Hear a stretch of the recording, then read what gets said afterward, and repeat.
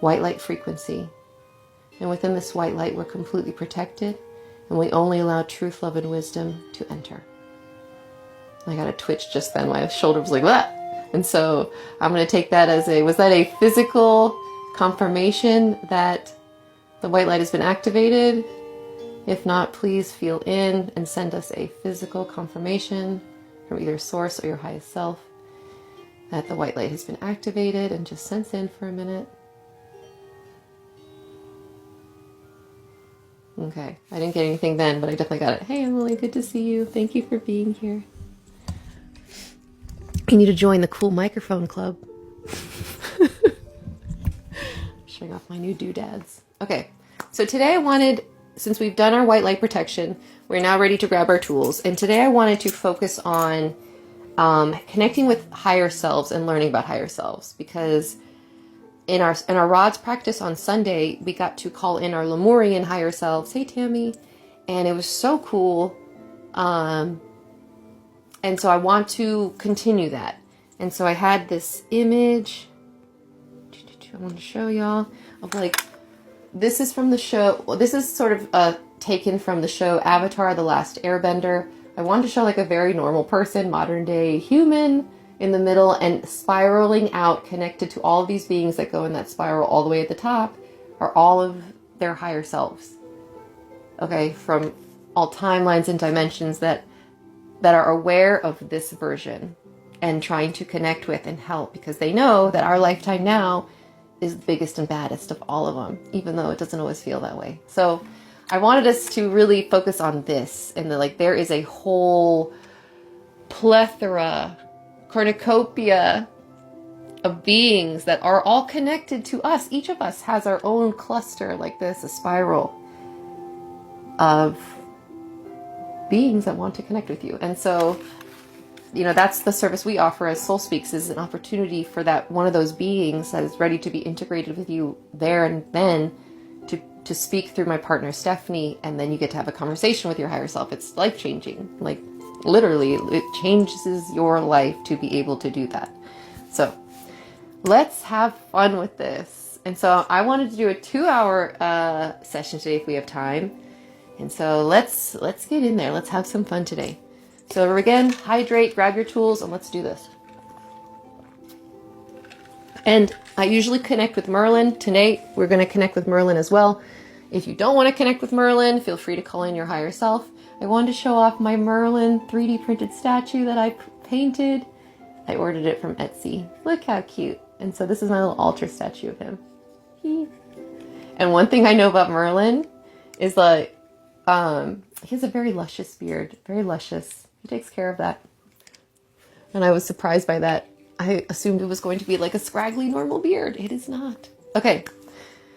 Hi, Mary. Welcome. Thank you for being here. Okay, so let's get started. Grab your tools. Where are mine? Oh, right here. And I had my iPad questions ready. Let me get them up. Okay. So we've done the white light. Now we call in Merlin or your higher self, like I said.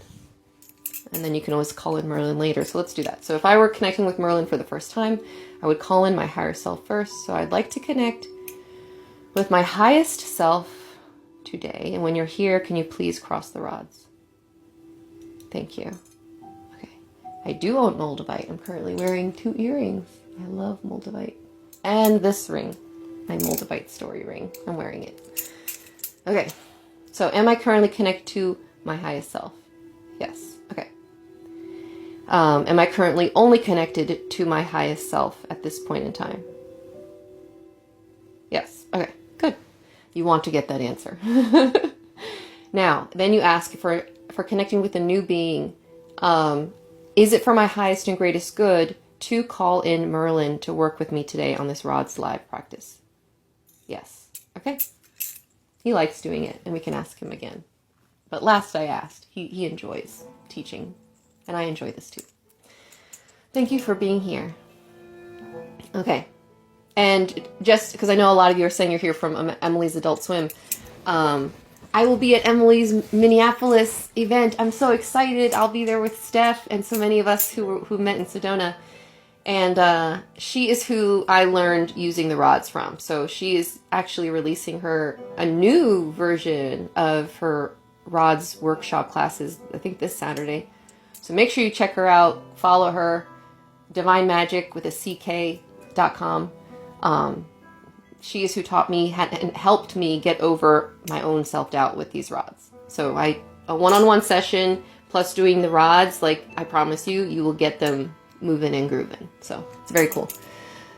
Who are you channeling? So I just called in my highest self, and I'm about to call in Merlin because I had just asked, is it for my highest and greatest good to call in Merlin? And I got a yes. And so we're about to call in Merlin, the wizard man from time of old. I have my medieval Wi-Fi going for him, so it's a party. It's a Merlin party. All right, so I would like to call in Merlin, please, and when you're connected, cross the rods. Yes, of course, Emily. Thank you for being here and also being the reason why I finally felt brave enough to come online. Because I was like, I could see immediately, I was like, Emily's just a normal person who had very not normal things happen and had to do something about that, just like was happening to me. And so I was like, I can't let these not normal things pass me by. I will regret it. And so, boom, we're out here, changing the world one person at a time, one like at a time. Okay. So anyways, and again, you can always ask, because this is what, when you're connected to your highest team that are here for your greatest good, like imagine the possibilities when you can be like a meeting. It's funny because my partner and I, Stephanie, we have monthly, we call it the BBB, Betterment and Business Bureau meetings, where we're like, all right, let's channel our higher selves. Let's have a business meeting. Like, these are the things that are coming up. These are the things we're planning. And like, we discuss. And so can you imagine if everyone had the capacity to have these kinds of discussions? It would just be a better world, as we're seeing happen in our very eyes. So yes. Yeah. Okay. So where was I? Okay. Merlin. So we've connected. So once you've established connection confirmation with the X, Merlin, are you here and connected? Yes. Then if it's a new person, you definitely want to go through the diagnostics and just do it anyways. So again, you want to confirm, am I only connected for Merlin? And is he here for my highest and greatest good? Yes. Okay. Great. If you get a no, then you need to start over with the white light pyramid and then calling the correct being in again. Yes. Okay. So then you say, all right, Merlin, now that I know that you're here, can you please show me a yes? Yes. Perfect. Okay. Put it back in neutral. And now show me a no. Thank you. Okay. And then show me a maybe. Usually mine's just freeze. Is the music too loud, by the way? I have it louder than usual. Oh, this one sounds like Zelda. I like that. Okay. I'd also like to have you show me a can't answer or answer not allowed response. Also usually frozen. Okay. Okay, perfect. Doesn't it sound very Zelda? Like fairy fountain? Aha! I can't even do the voice. It's terrible. Okay. If you know, you know about the gaming, that sound. Okay, somebody knew. And it was a terrible, terrible rendition of it. Okay, so now I would like to move forward. So now that we've already done our diagnostics, we can begin with the questions. And so section 1 of the questions, I wanted to go through some of the basics, but if you're new here, this might be new for you. Okay. Is humanity in a deliberately accelerated awakening phase currently? Yes. Very cool. Is this acceleration partially influenced by non-human intelligences? Yes. And are people like Emily and myself and Stephanie currently in communication with those beings? Yes, in real time.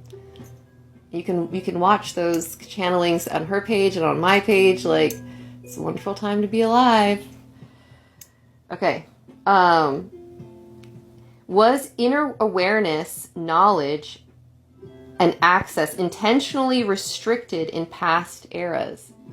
Yes. by the groups we would call opposing forces. Yes. Yes. And yeah, for those who may be, I know I'm wearing a witchy hat, but I promise you I'm a very normal suburban mother. And I know this means nothing to me, for me on TikTok currently, but I feel like it adds weight and harder to be like, this lady's nuts. I do have a lot of degrees in science. I have a master's in forensic science and a double major in college, to which I had a full ride academically. So I'm not dumb, but I am realizing we collectively are clueless on a lot of things that have been purposely kept from us. And so I redirected. It's funny because my original goal was to be after I graduated with a master's in forensic science, the world was my oyster, and I was really directing myself towards the FBI, becoming a detective. Like, that was my goal. I was like, I'm going to save the world one crime at a time. And as life would have it, it didn't end up that way. Marriage, fate, and destiny, I ended up now doing hypnosis on people, helping them heal their trauma one lifetime at a time. Yes. So what do I do in TikTok? I'm doing this. This is rods practice, in which I invite you all to pick up your divination rods or pendulums, or use your body for muscle testing to get a yes or no response, to use and learn more about this wild world we find ourselves living in. Okay, so now, are suppressed abilities now reemerging in a large scale? I'm getting a yes, but that was a big one, so like go neutral. Are suppressed abilities currently emerging among the collective? Yes. And you can ask, are suppressed abilities currently emerging within me? Yes. I know many of you who have been following us for over a year now have seen my gifts have been developing. Stephanie's gifts, like, the floodgates are opening. It's like, at this point, if you're not tapping in, what are you doing? Why not?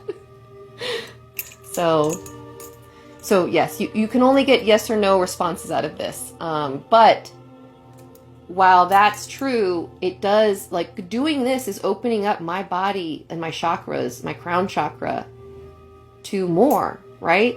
And like most of us, myself, started closed off, not very attuned or sensitive.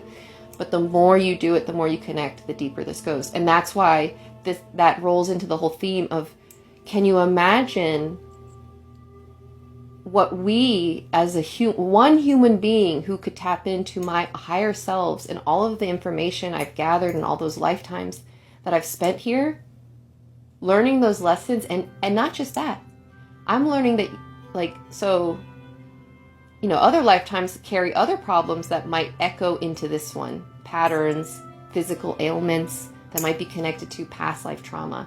And there's healing that can happen this way too, where I can heal. I am an access point to all of those other lifetimes.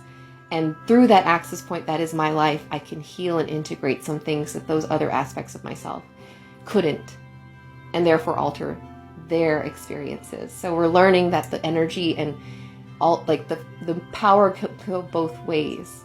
Can you imagine, like, just sit with the gravity of that unknown power that a scientist currently, someone would hear me say that and say, that's nuts, that's impossible.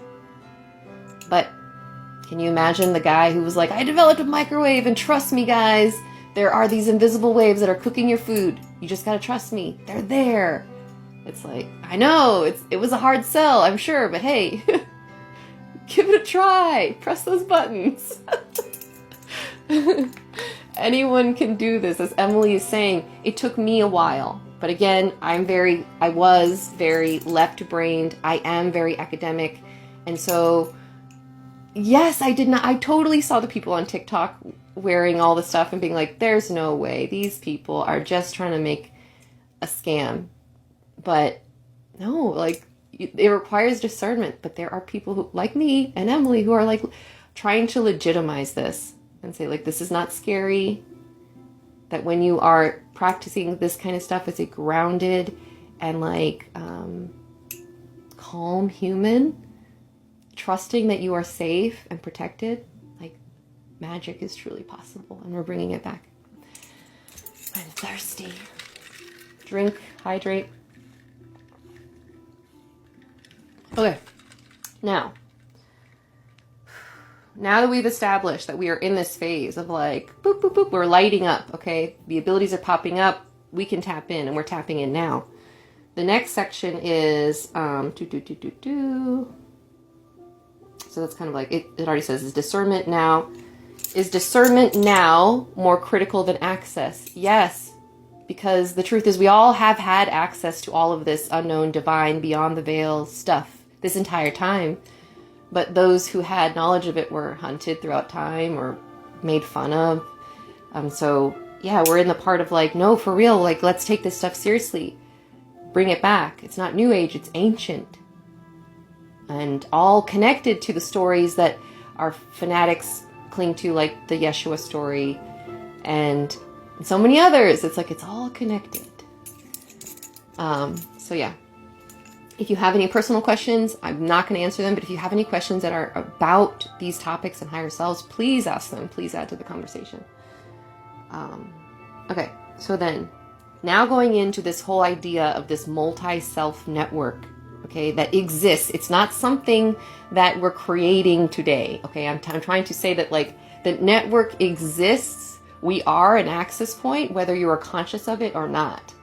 And so, is that true? That whether or not you're conscious of this network of higher selves, parallel selves, you are connected? Yeah. And this entire time, our whole lives, the beings that are aware of us, our higher selves on this, have been helping us, assisting us, sending us patterns, synchronicities, our whole lives. And so it's just interesting when you start to realize that there's other yous, and they're trying to help you. It's very much, it makes me think of the Hunger Games, except instead of sponsors outside of the dome, it's yous. It's bigger, vaster, multi-dimensional yous. It's so wild. It's so wild. But hey, it's good for you. Like, it is for your highest and greatest good to become aware of these versions of you and to connect with them. So, very cool. Very cool. Okay, just becoming conscious that they are there is already, consider that like blasting down a doorway of your consciousness. Like, just broaching that idea as a possibility is massive, and it might hurt. I remember in the beginning of my awakening, sometimes these ideas would literally make my head hurt. And I'd be like, this is too big, this is too big. And like, let it go. The point is not to understand how everything works. It's really just to be like, at this point, like, I've learned so much that I'm just like, yeah, okay, yep, okay, that feels good in my body. I like that. And you get to the point where like, okay, makes sense to me. I'm more than just me. There are other me's, and they got my back. Okay, let's dive in. Yes, I have moderators watching. Angie is one of them. Thank you, Angie. And so, please be respectful. Let's be open-minded and curious. I'm doing my best. I know a lot of this stuff is inflammatory to someone who might have grown up in the church. And so I'm trying my best to be open for all of you. I invite all here. You all have a seat at my table. Okay, so do we exist across multiple timelines simultaneously? Yes, that was a big yes. Is this higher self a network and not a singular entity? Yes, that was a heavy yes. Did you see how that hit me? It's like definitely emphasizing this is a network. And so that picture that I showed of like the spiral of beings, it's accurate then. Like, that is a good way to think about how vast we are, each of us. It's so wild. And so currently I'm connected to Merlin. Yeah, the wizard Merlin. And interesting about Merlin, I love working with him because, number one, Merlin, do you love doing these rods practices? Yes, he does. I also got chills in my legs for that. But he also is very interesting because he is unique in that we joke that I'm like, you're what would happen if a dragon and an angel had a baby. Yes. And so he's super connected to dragons, and he's described that the angel that he's most connected to is actually Archangel Michael. Yeah, and so imagine if Archangel Michael and a dragon had a baby, except not exactly that way. It would be cool Merlin. Merlin, yeah. And something else I've learned about him is I expected like a typical beard, like scraggly hair with him. But would you say that your beard is scraggly? No. One of the funniest, the first things when I first connected with Merlin, I got this impression of him in like, think of the animation of like Sailor Moon and like a transformation scene, like all this glitter and stuff. And I just remember these bouncing white hair, beard. It's like, wow, it's very beautiful. So yeah, can you explore your connection with Merlin using the rods? I would love to hear more. Thank you, Kat. This is something that has been a mystery, as Merlin likes to remind me. Merlin loves his mysteries, yes. But something that they've been telling me, and again, this all dials into why you should really connect with Emily Eaton, because once you go down the road of divination, I'm communicating with beings on the other side. It's like you cannot trust these answers 100%, yes. And even Merlin will tell you that. I'm telling you that. Take what I'm saying with a grain of salt. It's true that I could be lied to by the beings, like, yeah. Merlin, you could lie to me. Yes. And again, if that were to happen, it would always be for my highest and greatest good. Yes. So it's not like these beings are wanting to lie to you. It's more like that happens in rare occasions, yes. But it can happen. And so, yeah, take all these with a grain of salt. And yeah, future-facing questions are very difficult to answer because you're thinking of life as one-track train, okay? I need you to imagine that while I'm exploring this idea of the spiral, where is it? The spiral of you in the center and all of your parallel lives connected to you. And some of them are lower vibrationally, lower on the spiral path to source, and some are higher than you on the spiral to source. And they're aware of you, okay? So not only is all of this happening, but at the same time, each of us, if you were to imagine in this present moment, which is the most powerful moment we all have, okay? I have all the power to direct where my timeline is going to go. And you have to think that at this very moment, the timelines that are currently happening right now are infinite. Okay? And so at any point, I could shift timelines into a new future projection. And so predicting the future is interesting because the prediction I could give you today would only be a probability based upon the current set of parameters. Ooh, how sciencey. And so it's funny because I went through in my awakening was very difficult on my marriage, and it led to a lot of friction. And during that friction time, I wasn't so sure if my marriage was going to make it. And all the predictions and psychic readings I went to were all like, it's doomed. Your relationship is ending, and it's just, that's it. And it like really, believing that to be the only possibility took my power away. Yes, I was giving my power away by believing that the future I have no control over it. It's like when you receive something like that, it can be hard, but I was also in a state of radical trusting that whatever my life turned into was always going to be for my highest and greatest good. And so, yeah, losing or the changing of relationships is hard. But for those who are on this awakening path, we know that it's also a fact of life, is that you outgrow people, that not everyone is meant for forever. I used to really grieve past relationships because I'm sure like many of you who are spiritual and interested in this stuff, like you're also autistic a little bit, like we're not neurodivergent. And that made it really hard at times for me to like be the right kind of friend for people.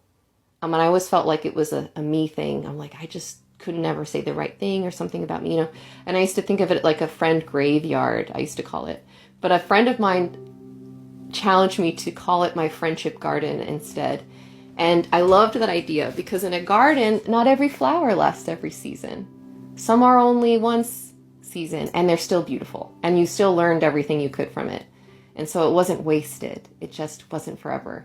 And so I challenge you to look at your relationships that way. And it wasn't a loss. Like I trusted if my marriage wasn't going to work out, then it was for his and mine highest and greatest good. So, but in the end, we worked out because when I finally accepted that truth, and look, he's saying yes, like this was a huge challenge for me. I would consider it my boss battle of my insecure attachment and people pleasing and fawning.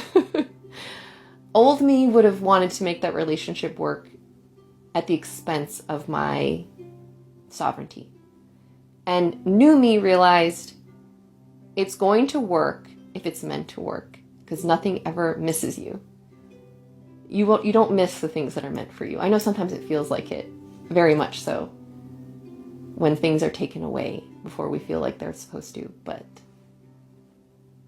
it doesn't work that way.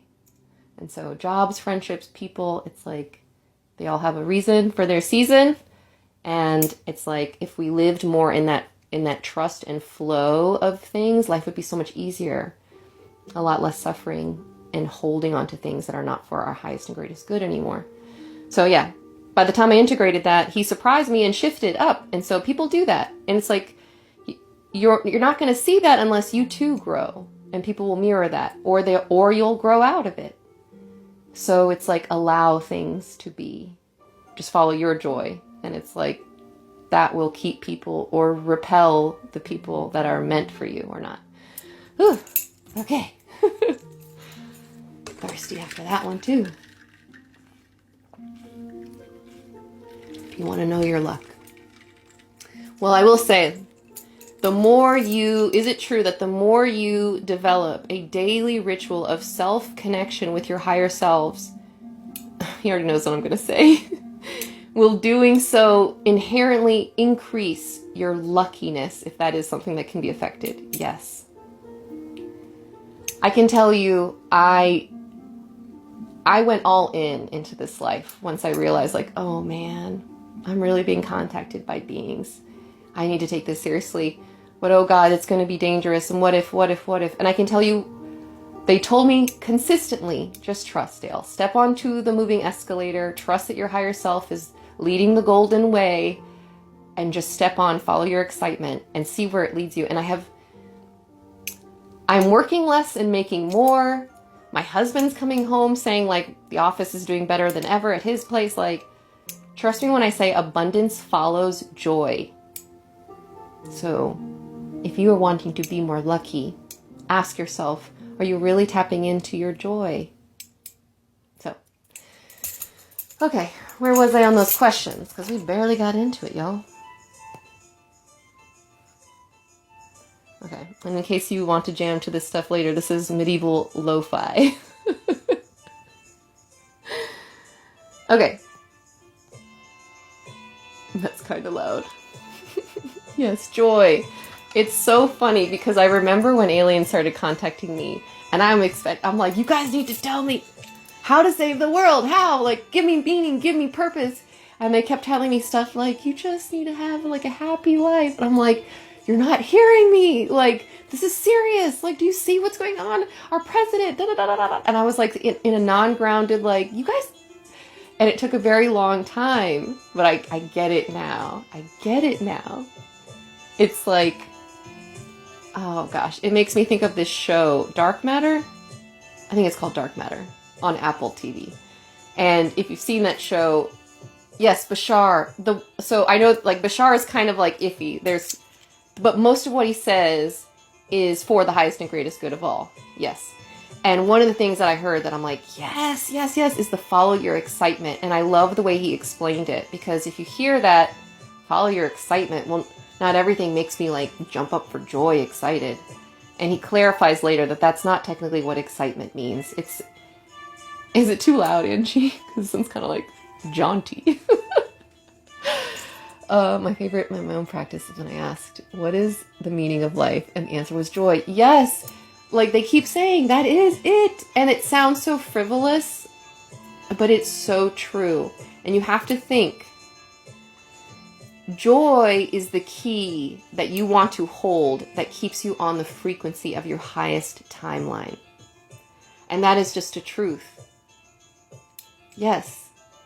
And so, if that's true, and yet we live in a society in which all of our media, majority of our media, is tied to stories that decrease joy and safety of the future, I wonder if that's connected.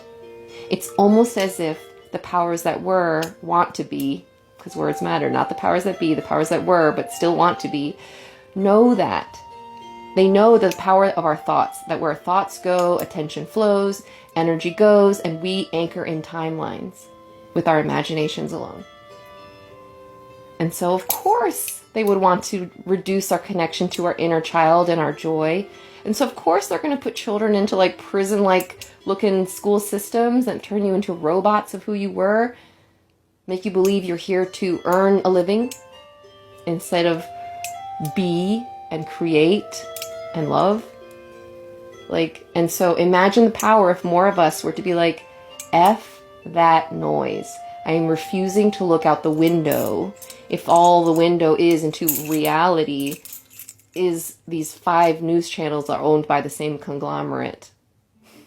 Sorry. I refuse to consent to buy into those timelines that they want to anchor.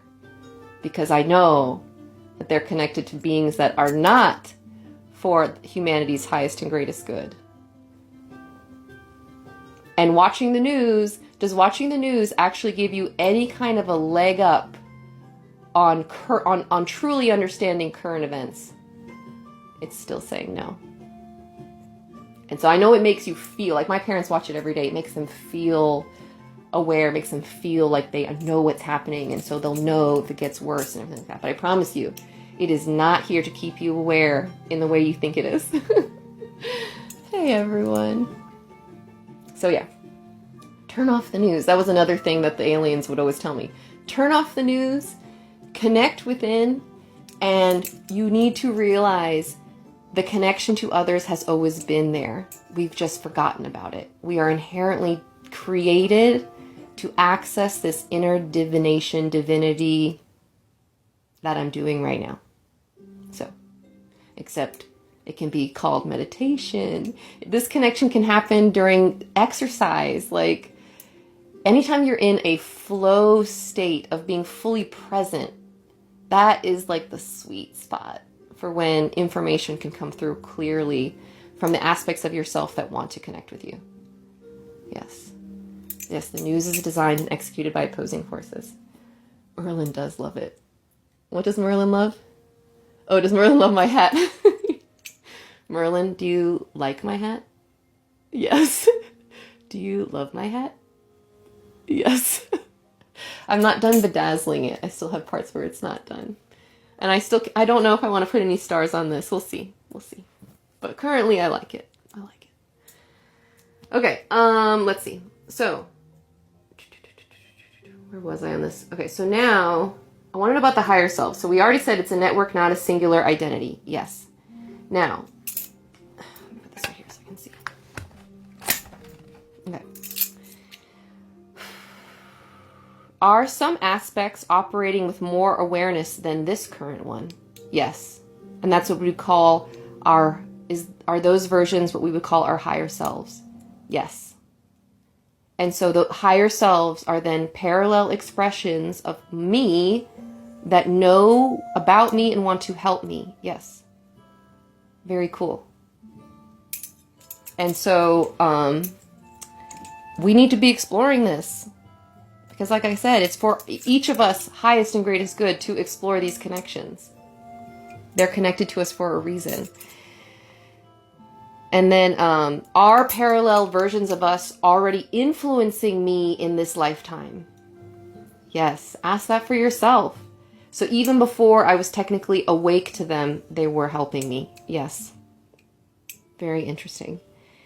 Can our choices affect other versions of ourselves? Yes. Interesting. Would it be accurate to say that our other lifetimes, those timelines, are merging with ours? I'm getting a yes. Is it accurate to also say that they are collapsing with ours? No, more like merging. Merging is more accurate. Yes. Okay.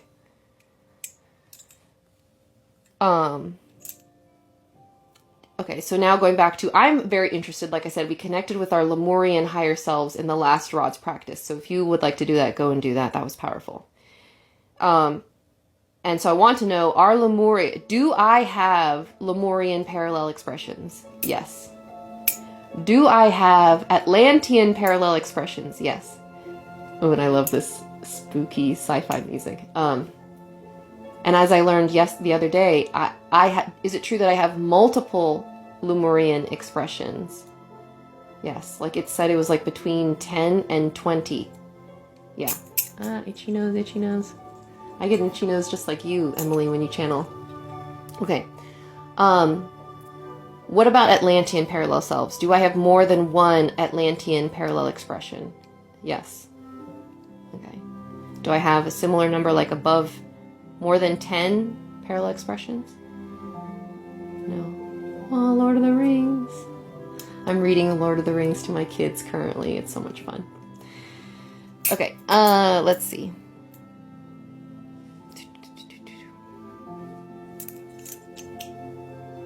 Okay. Do those roles, my parallel expressions in both Lemuria and Atlantis, influence this current lifetime? Yes. Okay. Interesting. Am I meant to heal any traumas from those lifetimes that were left unhealed? Yes. Interesting. Yes, New Earth is like the Shire. I imagine that too. Communities like that.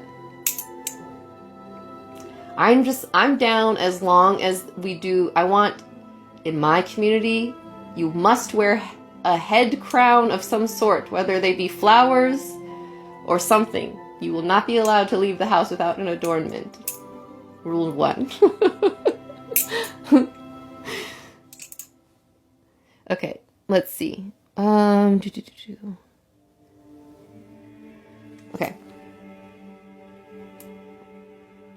So then, I want to then ask, are these aspects of myself, my higher selves, actively interacting with me currently?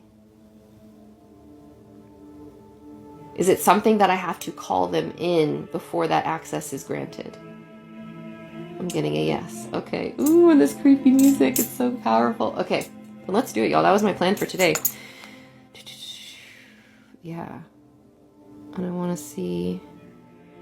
Okay. So let's go. First, I want to know about integrating with them. Does integrating daily with my higher selves increase my intuitive clarity? I'm getting a froze. Or is that like a maybe answer? Yes, I guess that depends on if your intention is to increase your clarity. Yes. Okay. I get the sense that like each of these higher selves has an aspect that is important to embody. Yeah. And so there are some higher selves that indeed are meant to help you with your intuitive developments. Interesting. Okay.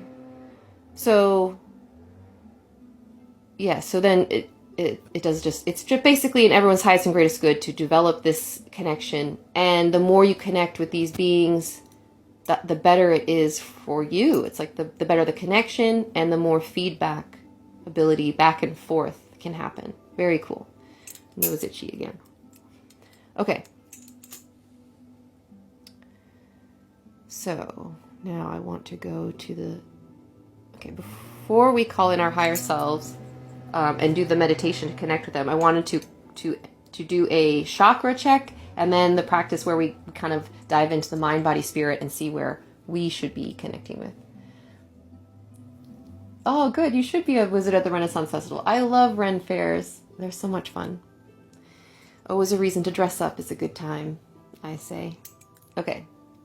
So I would like to ask, Merlin, between the mind, body, and spirit categories, is there one that I need to focus the most on and improve today? Yes. Okay. Then you go through. Is it my body? Yes, for the same reason, because I didn't exercise or move or do anything yesterday. I know. I'm just feeling just resty. I just want to rest all day. Okay. Is it my mind? No. Is it my spirit? No. So it's just my body I really need to focus on and love more. Yes. Can you ask if I met one of the 15 divine masculine incarnations on Earth at this time? Ooh, Stephanie. Okay. On Stephanie's travels, did she indeed meet one of the 15 divine masculine incarnations? Yes. Okay. Is it the one connected to Prometheus? Getting a slow yes, but I don't know. Was it the one Prometheus told us about? Oh, I'm getting a no. Okay, interesting. Something to explore. Okay. Now, I would like to go into the final meditation, and then we're going to kind of open it up and discuss whatever, because I told ChatGPT to help me develop a 2-hour thing, but it looks like we're almost done. Okay. So, then you ask, is it for my highest and greatest good to call in and connect with all of my higher selves today? Yes. Eek. Okay, let's do it, y'all, and let's see how that feels. So again, if you didn't get to see the image, I have this one. And I want us to imagine, just like in the show Avatar, The Last Airbender, in the temple where he has all the other avatars in statue form, and it connects to a spiral to him in the center. I want us to imagine us, you, in the center of this spiral of connections of all your higher selves that have existed, that exist now and are trying to connect with you. So this is the image I want you to keep in mind. I know, I love it too. I love that it put in a robot there too. Like, look at all these random beings. They're so cool. One looks like Isis. There's like a cat on one side. A reptilian, look at that. A reptilian and Lyran, except it made it like a house cat. That's so funny. Okay. Alright, let's do this, y'all. Alexa, shuffle solfeggio frequencies. Okay. Shuffling healing solfeggio frequencies, Mount Radio from Spotify. Alright, so let's see, where was I? Alright, we're going to do that meditation. So, we're going to call in our higher selves. All of them. That are here for our highest and greatest good. Alright, so where was I in this meditation? Thank you for being patient with me, guys. Okay. Alright, so I would like to call in all of my higher selves that are here for my highest and greatest good to connect with me now.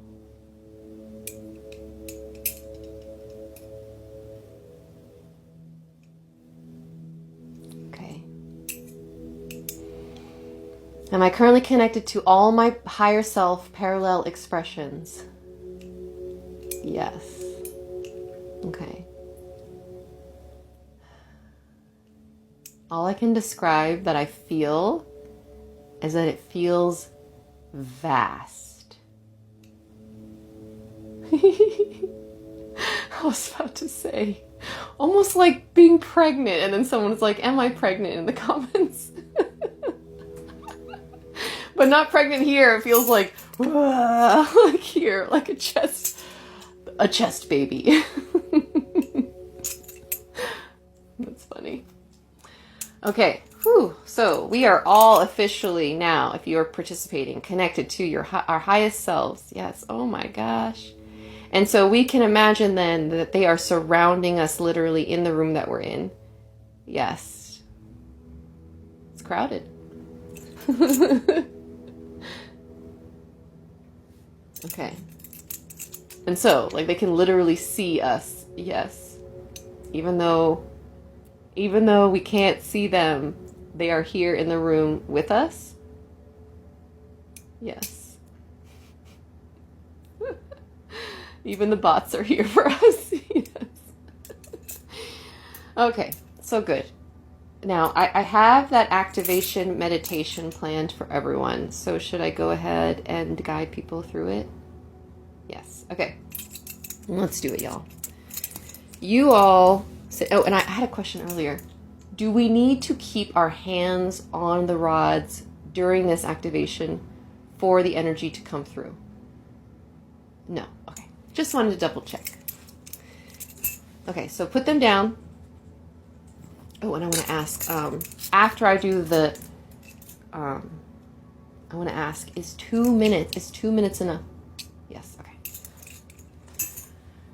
Okay, guys, so get comfortable. We're going to do a quick little meditation, and we're going to sit with 2 minutes once we call in the energies and let them swirl, and just have you sit with it, imagining the spiral of higher selves, like the other avatar beings of you connected to you, and we're wanting to merge with them as the access point, because we're learning, again, the feedback can go both ways. There is healing that can be done by me that helps them.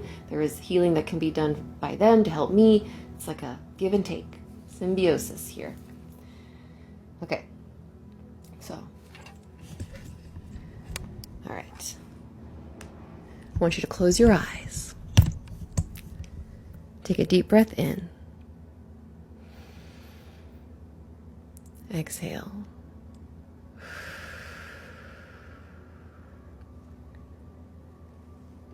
I'm only connecting to the most aligned, stable, and beneficial aspects and parallel expressions that are here to connect with me now.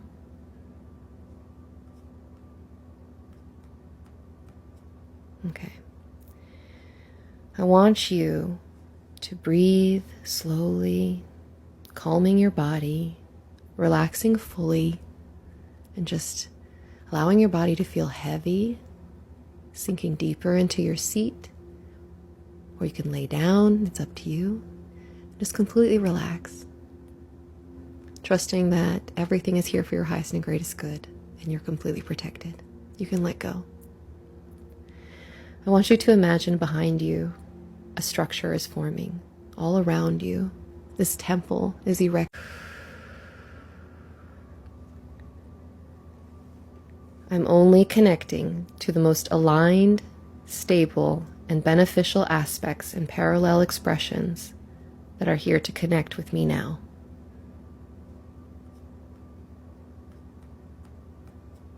Okay.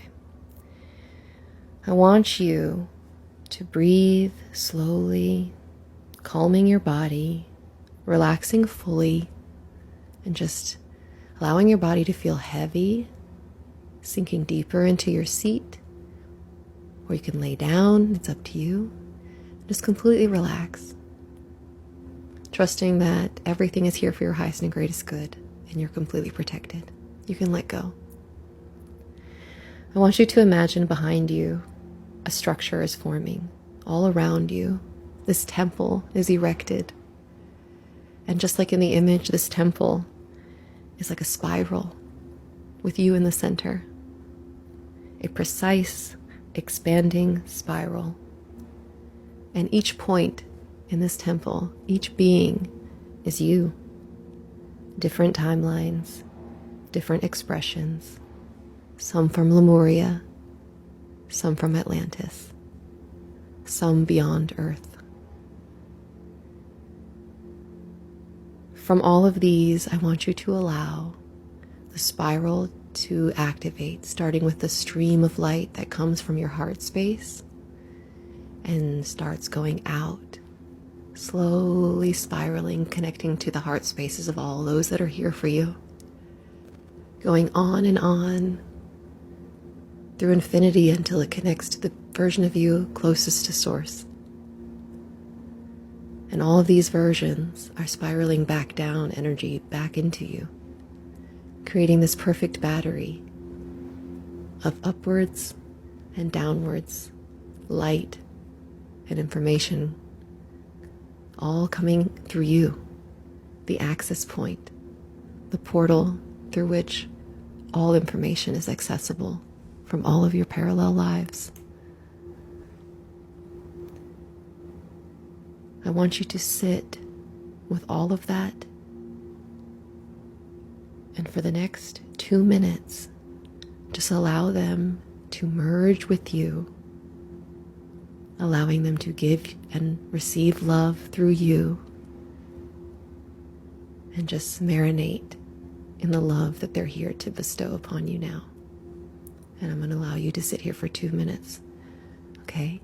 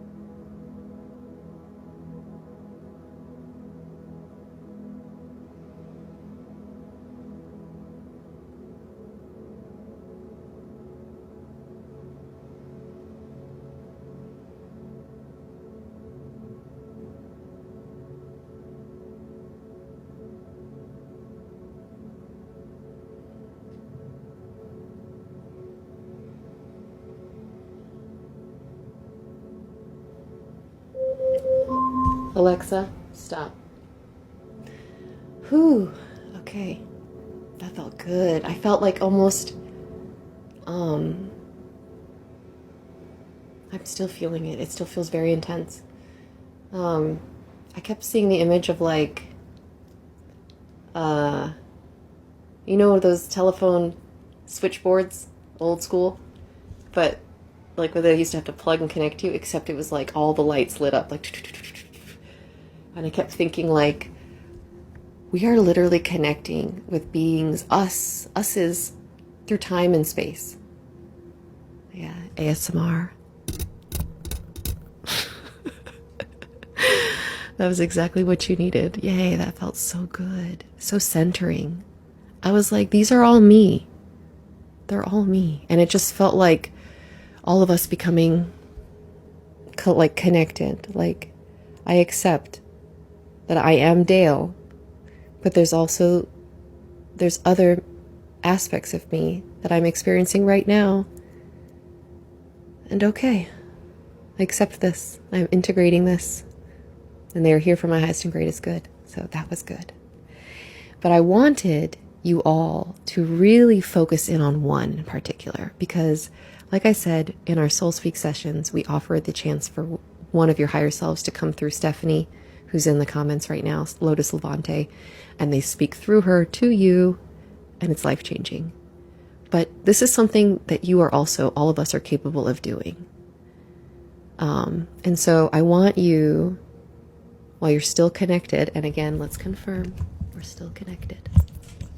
I want to invite one of them the highest version of you that is ready to have you become aware of them now, to come forward, basically.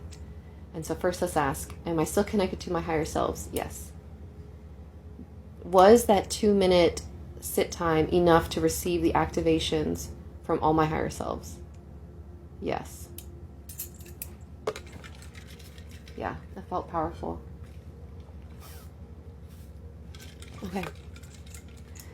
Is there one version of myself, a parallel higher self, that would like to make itself aware to me today?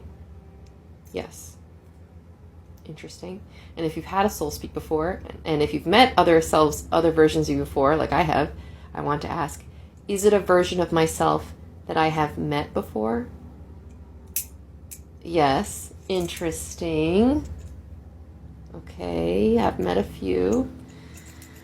So I want you to feel in and call in. I want to open myself to asking the most aligned, stable, and beneficial aspect of myself to step forward now to make their awareness known to me, their presence known to me.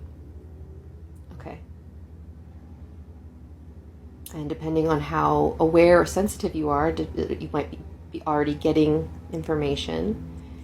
But I want you to also specifically ask if you can give me a symbol or a sign that I can associate with you that I might see on my daily life that I'll know it's you. Yes. Okay. And just feel in to what that might be. Okay.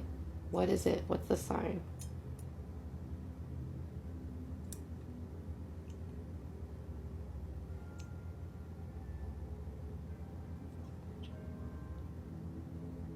I'm wondering which one it is for me. I'm like, is it? Okay. I keep thinking I think I was getting an image of a magic wand. Yeah. Because I realized I forgot to answer Kat's question earlier about my connection to Merlin. One of the things I keep being told is that somehow, some way, I'm uniquely connected to Merlin. Yeah. And he has said before that he is a parallel expression of me, but I don't think it's so simple. I think there's perhaps a little mix of love bombing in there. But there is indeed a truth in the string that connects. I have worked with Merlin in multiple lifetimes, yes. And so it's easier for me to think of us as partners. But he is a partner that I'm meant to work with in this lifetime, as I am now. And so, yeah, I saw wands. And so I'd love to see what you get. And you may not, since I've already known Merlin is connected to me, this wasn't a surprise, although I don't, the reason I think I forgot to share it is because I realized that also makes me sound cuckoo. And ooh, look at me. And so... It's a hard one to share, but I keep being taught over and over again that I've had lifetimes with important people, and I need to just kind of get over that. So I'm getting over that. I can't wait to see you claim and embody all of you. Words matter. Yes, I know, but it still feels like I'm not being told the full truth about the connection, and so it doesn't feel truthful yet to say I am a parallel expression of Merlin. It just doesn't feel truthful. Is that truthful, though? So he says. But I like to think that my white streak, which they've told me, oh, this is a very interesting topic, because it's all connected to the higher selves. Something I was told when I got to meet another higher self of mine who happens to be an alien Lyran with a white streak in his black hair like I do. He told me that all of my higher selves and everyone in their higher selves has a unique trait. Is it always a physical trait? No. So it can either be a physical or a personality trait that is always carried through each expression. Yes. And he told me that is it only one of my... Yeah, okay. So he said one of my unique traits that's a classic in all of my expressions is this white stripe. Is that true? I'm getting a yes. And so far it's been true, because it's wild doing this work in past life regression. I've met people who at the time we were strangers, yes, but there was like a knowing, like, I recognize you. And later we found out that we've had multiple lifetimes together.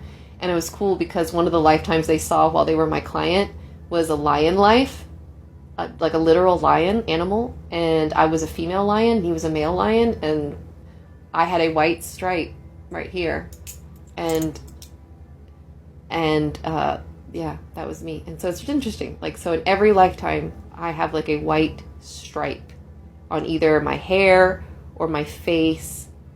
I'm getting a yes. So that one's going a weird. So that's true. Yeah. And so it's interesting. I love to hear, and then maybe you can sense in, be like, what is it about me that's always carried over, and see what you get. That's an interesting thing to learn. Like sometimes it can be an eye color. Yeah. And you can ask, like, do I always have these dark eyes in every lifetime? Interesting. I get a yes. Interesting. And mine are dark, dark. Like, you can barely see my pupil. They're like very obsidian, but I think that's on purpose. I like obsidian. It's one of my favorites. Okay. Which, FYI, obsidian, it was known in the Game of Thrones show as dragon glass. Yes. Nice little detail. Okay, so you should have already gotten the sign. We're still connected to all of them. But yeah. And so since you got something, if you got something, I have some diagnostics questions to kind of go through to see, like, what was this higher self that's coming forward now? So let's see what we get. So, did one aspect of myself step forward? Yes. Okay. And then I want you, for this next question, I want you to mention the symbol that you thought you saw and get an answer. So, was the symbol a wand? Is that what I was shown? I'm getting a yes. Okay.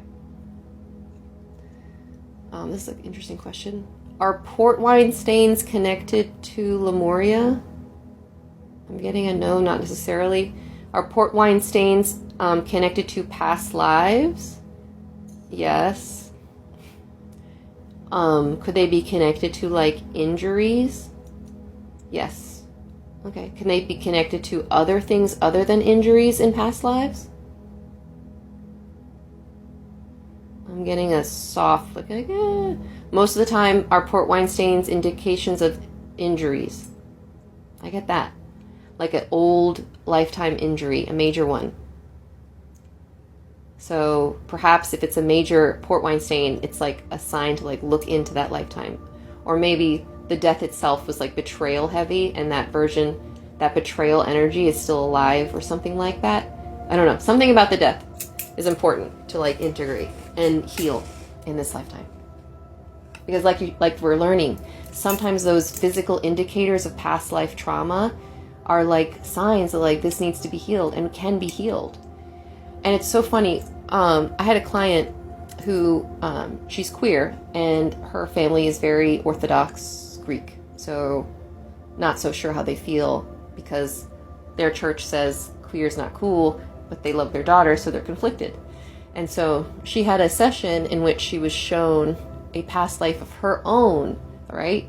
In which she was a 40-something-year-old man named Yeni in Greece, who happened to have a dad who was a priest in the Orthodox Greek church of his time, and he had a daughter who was queer. And during a time where, like, it was even less cool to be queer, yeah. And so it was very interesting because my client was shown these memories and got to experience through his eyes and through his feelings what it's like to be the parent who sees their child and is scared for them. And so that fear manifests into controlling and suppressing, you know, but it gave her the knowledge to sort of let go of the anger she was feeling about, why can't my parents understand me? It's like she got to feel that fear first herself. So it's just cool when you start connecting and healing with your other selves and realize, like, there is something to be gained there. So very interesting. Okay, so was it the wand? Yes. Ask what sign you got. So is this version of myself aligned with my highest good? Yes. Okay. Is daily connection, intentional connection with this aspect of myself beneficial for me and my growth? I'm getting a yes. Okay. Is this aspect of myself human? I'm getting a no. Is this a non-human aspect of myself? Yes. Okay. Would you call it a hybrid?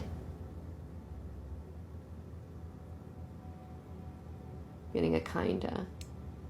And again, I feel as if they were bringing my attention to Merlin, but was it truly Merlin as the higher self of myself that came forward for me to integrate today? No, but it still was wands. Yes. Okay. Interesting. And it's non-human, but you still say it's a hybrid? Yes. A hybrid that has to do with wands. Yes, okay. Okay, so since I got non-human, I want to ask, is it extraterrestrial? I'm getting yes, okay. Would you consider it connected to inner earth? No. Okay. Does this version of me exist in a parallel dimension? I'm getting a yes. Okay. Because because all parallel lives exist in a parallel dimension. Okay. Would you consider this being fey or elemental in nature? I'm getting a no. Would you consider it angelic? Would you consider the higher self of mine angelic?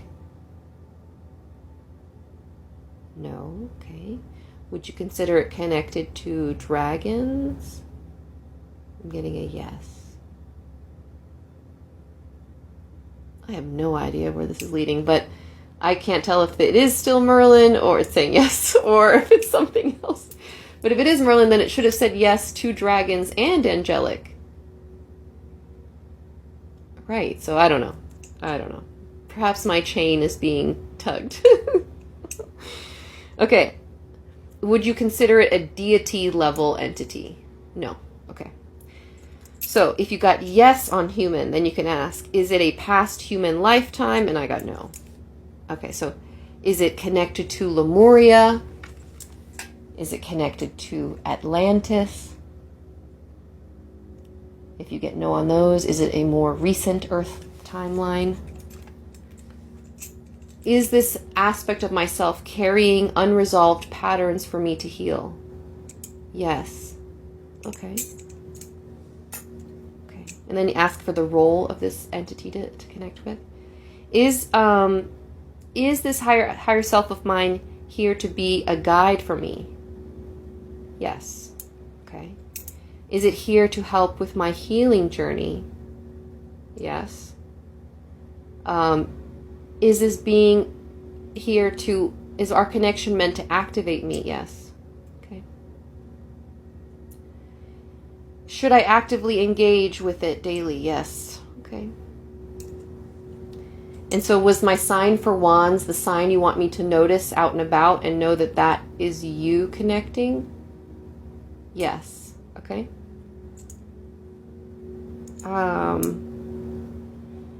Will you send me more wands as synchronicities? Yes. Okay. So yeah. Oh. Should I just allow the understanding to evolve with this connection established? Yes. Okay. So it's like today I want you to consider this like the handshake. Yeah. Like you have just connected with intentionally a version of you that is here for your highest and greatest good. And so just like the Soul Speak sessions where we offer you that introduction moment, your free will choice to develop a connection is there. So do with it what you want. But yeah, can you imagine? Like you could literally start a relationship with another version of you that knows about you, that knows why you're here. Pretty cool. So, and then the more you connect, it's like the connection deepens. Like right now, I don't see or hear them. I know that they're there, because I've been through enough synchronicities that make it impossible for me to pretend or lie to myself that this stuff isn't real.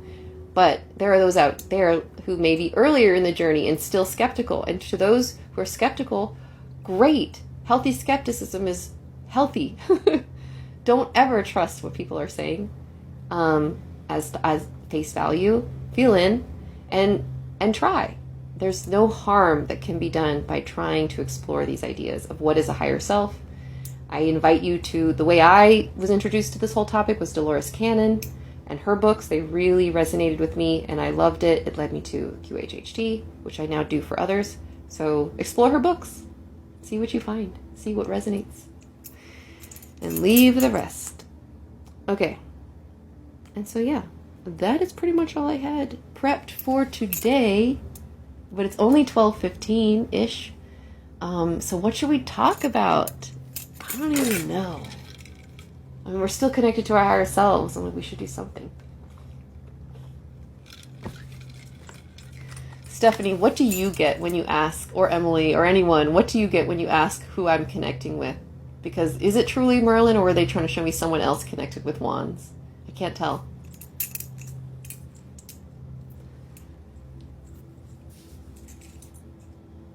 But yeah, that felt good. Do our higher selves teach us love bomb lessons? Oh, Steph had to leave. Do our higher selves teach us love bomb lessons? That is a confusing topic because I know, who did I connect with?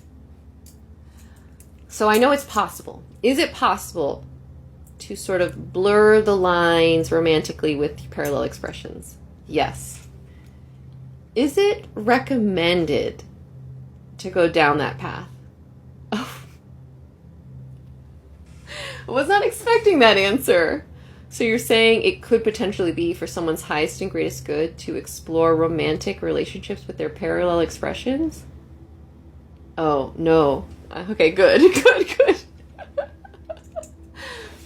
But it's making me think of the show Sense8. And if you've seen that show, you can see that they sort of blur the lines as well. Once they realize we're all so connected, the lines become blurred automatically because it's like the pleasure becomes shared. And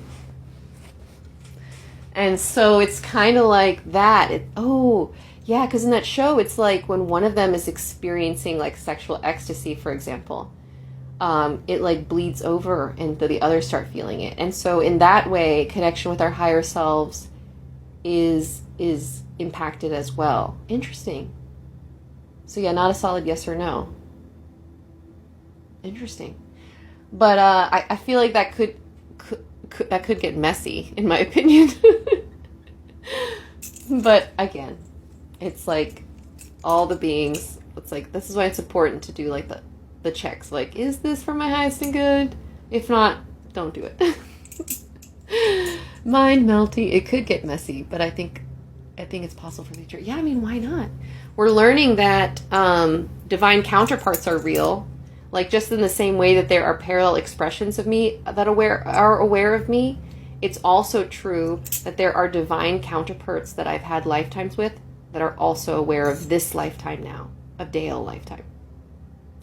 And that exploring those connections with my divine counterparts is also for my highest and greatest good as well. Yeah. And I'm sure those beings would not mind to be called in to some sacred sexuality practices. So, interesting. I'm holding divination rods. They're just copper rods, but they can be used for a number of things because they allow the energy in our body to be directed to them. And so a yes and a no electrical impulse look completely different. Yes. Did you see how he did that yes and no? Like, okay, show me a yes.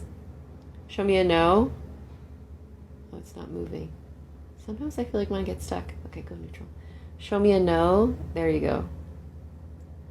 Okay. But currently I'm using them to connect with Merlin. And we also called in all of our higher selves. Yes. And are they technically all still connected to me now? Yes. Would you say that they are excited to be in our awareness? Yes.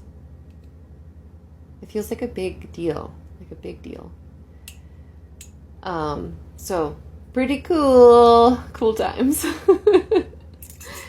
Okay, I don't know, maybe we should pull a card then, since I have no idea what to talk about.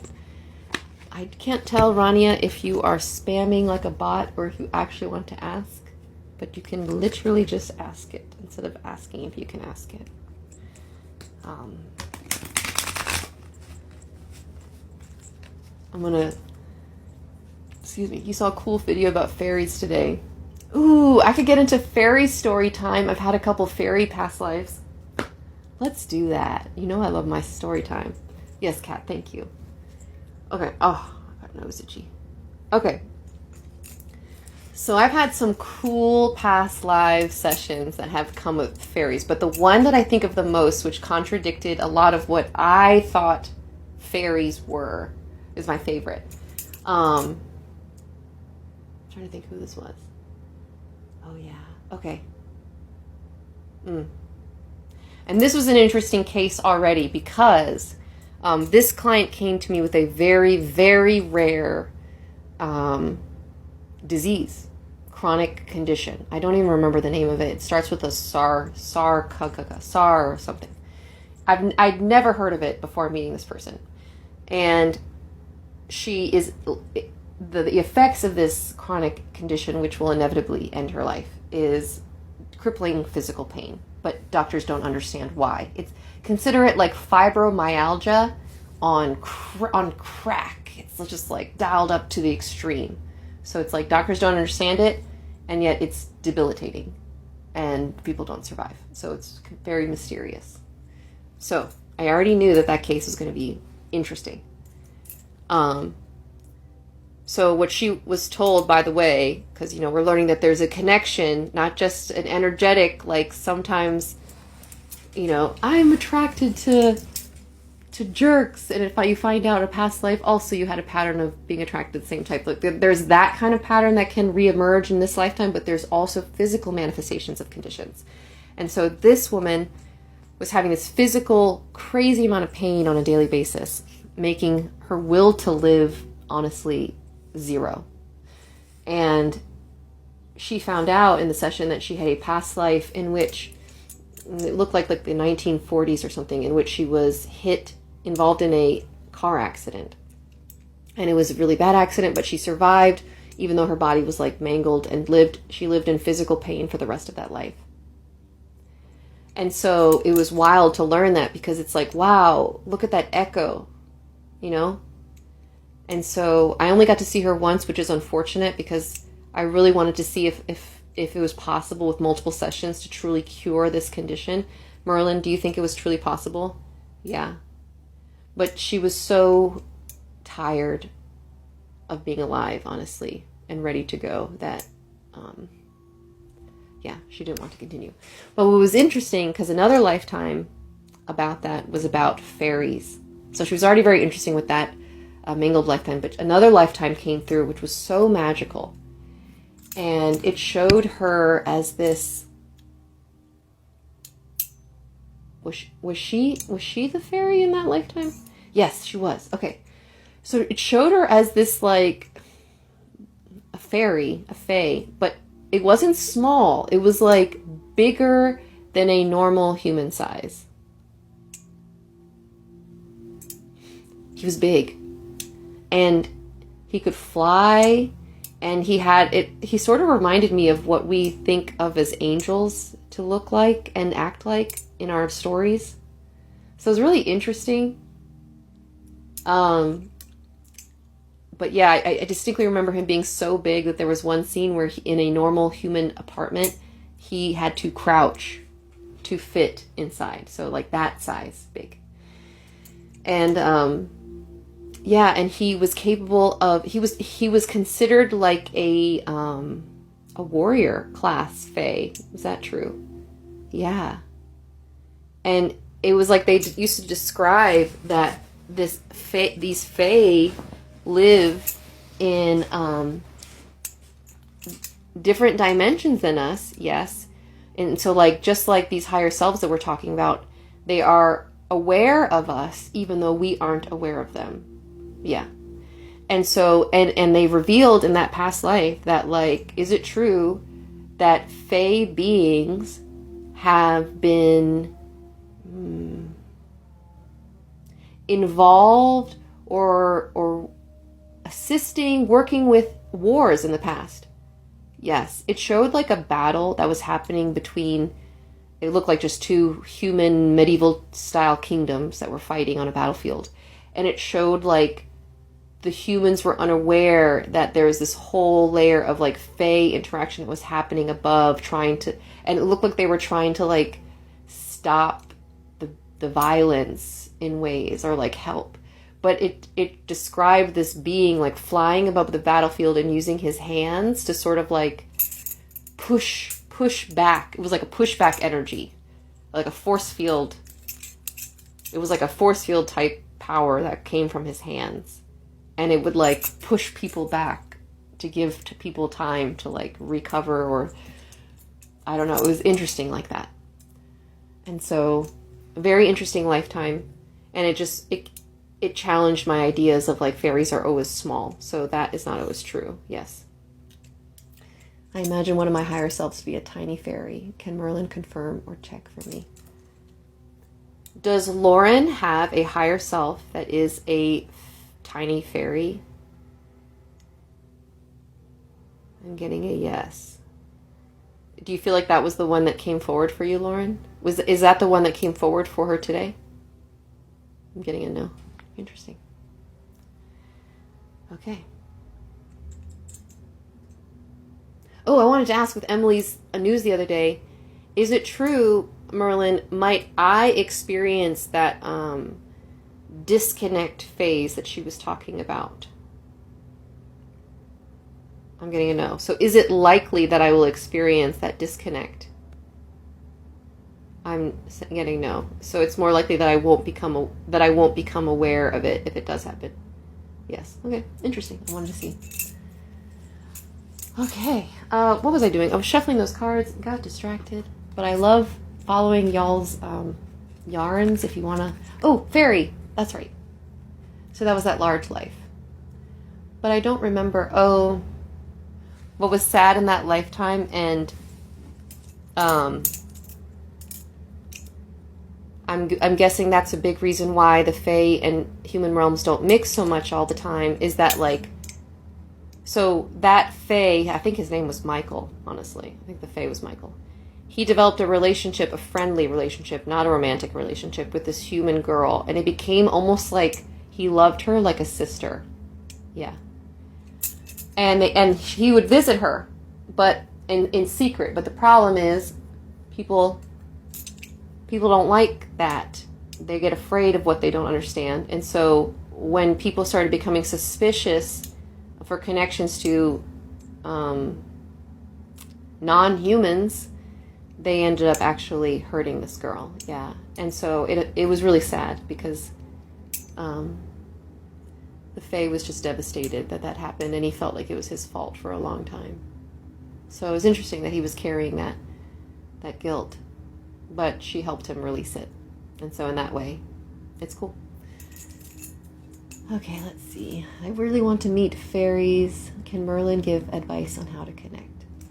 Yes, fairies love, just like Angie says, it's like play in your garden. Yes. They've told me before, not every garden has fairies, but every garden can call in fairies. Yeah. And it's like the more you invite them and think of them, the more likely they will come. But again, I get the sense that they want a pretty garden. Yeah. So don't be calling them in unless you want that same thing. Yeah. So they want to work with you on garden stuff, gardening, like, yeah. So do that. Make your yard an oasis, a nature oasis. And they would love to help you. So it's just a matter of calling them in intentionally. Yes. And again, just because you don't feel it, those microwaves are cooking your food. Just because you don't see them doesn't mean they're not real. And so a lot of this connection is about trust at first. And then over time, these connections with daily practice, as Emily always says, and I'm so guilty of not following on a daily practice basis, although kids are my excuse. although they can't always be my excuse. But they're a good one. I have young toddler twins, and so I'm tired. But I still need to connect daily, yes. And so daily connection with your higher selves and these aspects builds it deeper. Thank you, Angie.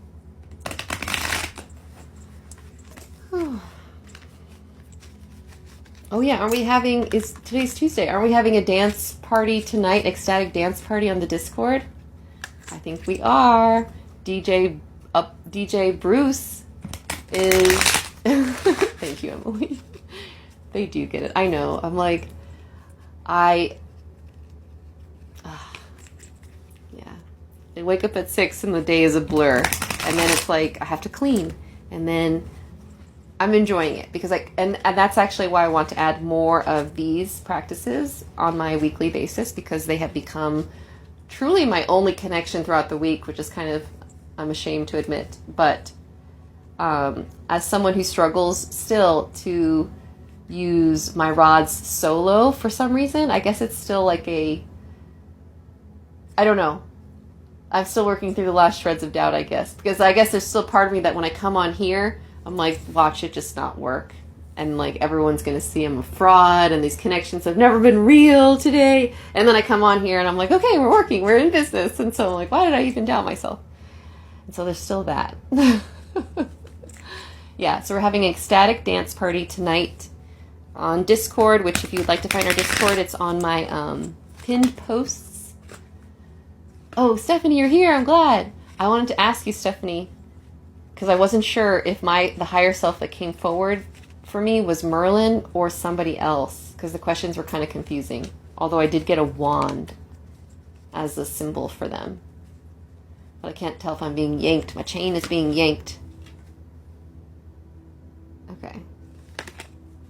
Oh, I wanted to ask, so the higher self that I thought came through for me was maybe Merlin, but I'm not sure, because it still doesn't feel like it's truly my higher self. But I wanted to see what you get, if the one version I asked to come forward was Merlin or if it was somebody else.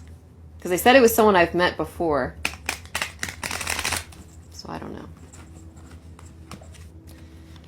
Okay. We're going to pull a card for my Golden Future because I love this deck. This deck is from the Golden Future deck by Diana Cooper. And this is the front.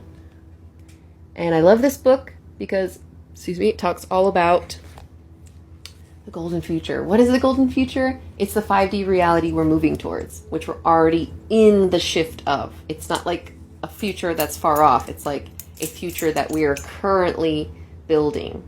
Yes. And so this is not future. This is like now. So that is something you need to understand. Now we can open this up and talk about, well, what is happening in the now? Thank you, Kate. Okay, so let's see what we get today.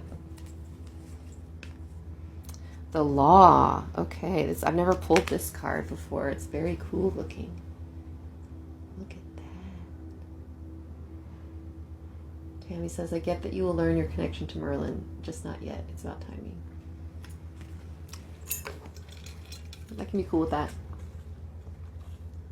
Like I said, it's to avoid love bombing, which someone had asked earlier. Let's ask. Is it true that my higher selves can technically like love bomb me? Yeah.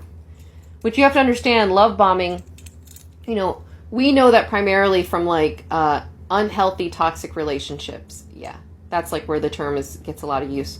But it's also something we're exploring that can happen when you start opening up relationships with these interdimensional beings. Yeah. And so, but we've learned that even though love bombing sounds scary, that the primary lesson it's meant to teach is usually happens to people who have a lack of self-esteem. Yeah. Who are full of self-doubt, like I am currently, being like, I'm not that special. Just like Emily says, it's like the truth is we're all special. I think there's an inherent desire for people to attach a hierarchy to things.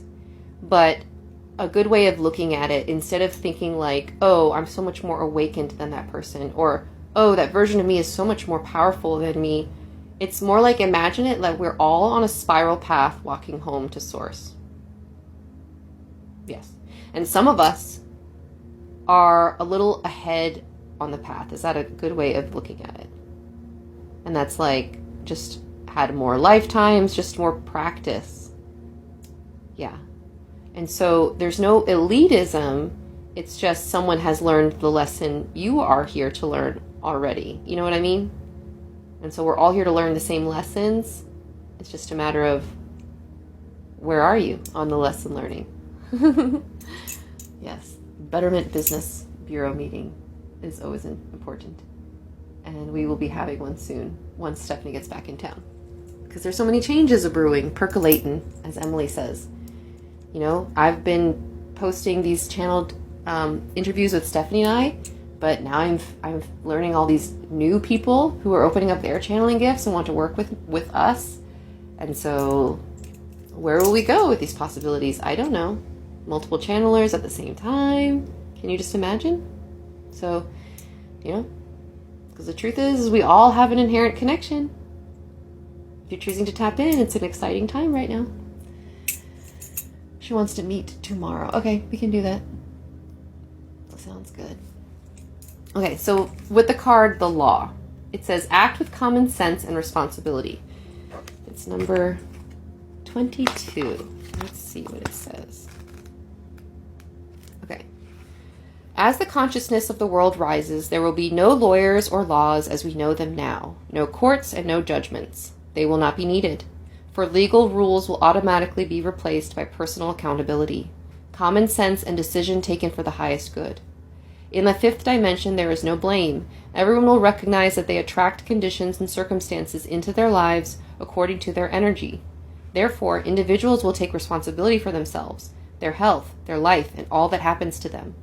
At the same time, everyone will understand that we all have a responsibility to others. So we'll behave with honor and integrity and take wise and fair decisions. Good sense and accountability will go hand in hand. I mean, that sounds perfection. It sounds amazing.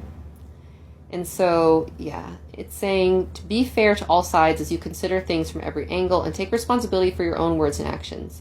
Even more importantly, look at the thoughts and emotions you're holding, for those have helped to attract or create the situation or relationship you're currently experiencing. It is time to let go of your ego and visualize an outcome that is right and fair and brings happiness to everyone concerned. Wow, very cool. And it says, if you need assistance to take a wise decision, ask Pallas Athena, who was a high priestess in Atlantis, and she is known as the goddess of truth, to guide you. She understands with compassion all your underlying motives. She also sees through illusion and will impress truth and integrity into you, so that you make choices that are right and just. She will enable your light to shine brightly. Very interesting. Pallas Athena. I've never heard the word Pallas. Is it true that Pallas Athena was considered a priestess of Atlantis? Ooh. Interesting. And I'm trying to think who off the top of my head. I think she rolls into the Council of Nine off the top of my head. Let me ask, who does Athena roll up to on the Council of Nine?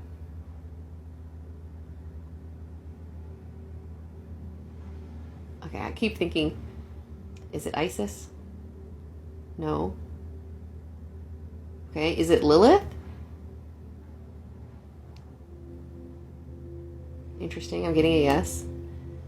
Is it anyone other than Lilith? I'm getting a no. I'd love to hear what you say, Emily. I trust your judgment on this. But so Athena rolls up into the Lilith lineage. Is that what you're trying to say? Is Athena part of the Lilith lineage? No. Is Athena part of the Isis lineage? Still doesn't feel like a full yes. I don't know. Interesting. But yeah. That is interesting. And then we can ask. Let's do it for fun. Is it for my highest and greatest good to call in Athena right now? I'm getting a yes. Okay. I would like to call in Athena then. Yes. Is Athena here and connected with me? Yes. Is Athena here and connected with me? My mom always calling me during this stuff. Okay. Very interesting. And I know it seems extreme to think that like in the future we won't have any laws, but is it true then, Athena, would you like to say that in the not too distant future we will have no need for laws and courts the way we do now? Yes. One thing interesting about Fae that I'm remembering now is like they once told me that Fae don't lie to each other because it becomes obvious when they lie.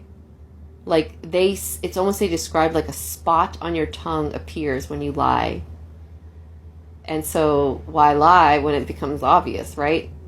And so in a similar fashion, it's like we're moving. Can you ask your rods if you're connected? Are we connected to Pallas Athena? I'm getting a yes. And so we're connected to Pallas Athena, a high priestess of Atlantis. Getting a yes. Interesting. Is the term Pallas just a title? Okay. Does it mean like priestess? I'm getting a yes. I'm not sure on that one. My higher self? Is my higher self related to Athena? Ooh. Okay. Okay, let's ask. Athena, would you say you're the most, of all the beings on the Council of Nine, would you say you're the most connected to Hecate?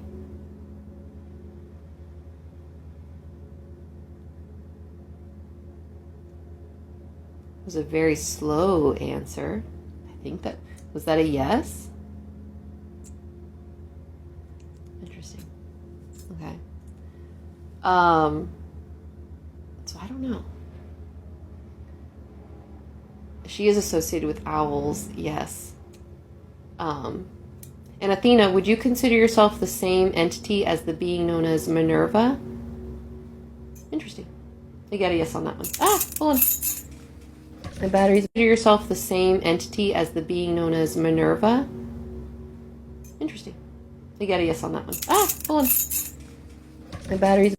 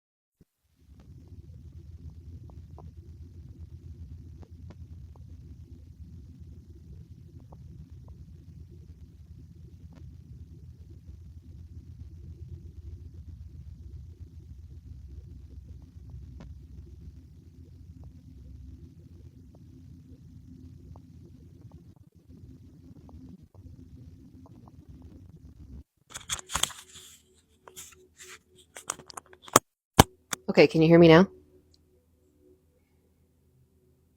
Yay! Okay. Whew. All right. I had to use another microphone. It did not like my charger in there where the microphone used to be. Okay. So, where were we? I was saying that I was able to read your comments about how you think it was Isis and Hecate. At least that's what Emily said. And so, are we still connected to Pallas Athena? Yes. Okay. And would you say that you are would you say that you are connected to Isis? Yes. Excuse me, burp. Would you say that you're also connected to Hecate? Yes. Yeah, Rebecca, I'm alive again because I had to close the last live because I've been live since 11 a.m. Central. So I did a 2-hour one. So yeah, there are connections to Hecate and Lilith and Isis. Feels like a sister squad. That would make sense. So Athena, would you say that you are connected to sort of like a group of Isis, Hecate, and Lilith? I like that. And I like that trio. Badass. Badass. So, that's very cool. And so it's very neat. And if you've never asked before what lineage you're a part of, yeah, so I've been on for a while. But I decided to go long today because I especially love when Emily goes a long time. I feel like that's when the most meat comes out for us to learn about. So yeah, we did all the higher self stuff and including a higher self activation meditation. And then we also talked about Fae a little bit. And now we're channeling, because I pulled the card, the Justice card, we're channeling Athena, Pallas Athena, who they said is a priestess of Atlantean times, as well as the goddess we know. Is it the same being as the goddess we know as Athena? Yes. Interesting. So it's kind of like, yeah, a lot of priests of Atlantis went on to be known as gods. Yeah. Because what we're going to understand is like during the Atlantean times, the science capabilities that they were capable of would have made them appear like god level beings compared to what most of the humans outside of that civilization were experiencing. I was calling on her last night, so this is, oh, interesting that she's here again.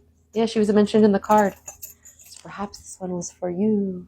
But basically to just trust that the future we're moving into will have no need for laws and court systems, that there'll be just this understanding that the world and situations that we're currently experiencing, whether they're unfair or not at the time, unjust, are a reflection of the thoughts we are currently holding. And so who can you blame for your situation if it's not great other than yourself? It's what is saying. It's like that's where we're moving towards, that understanding of sovereignty over our physical reality rather than victimhood, which we're so used to. But granted, all of that is changing along with so many other things like free energy and all this kinds of stuff that will make our ideas of having to earn a living will be obsolete. And so if no one's having to earn a living, think of all the crime of need that will go away. Like, why would I need to steal anything when I know that I'll always have what I need? Kind of an understanding. Like, this is where we're moving towards. Because this is the kind of framework that they were operating under during the times of Lemuria.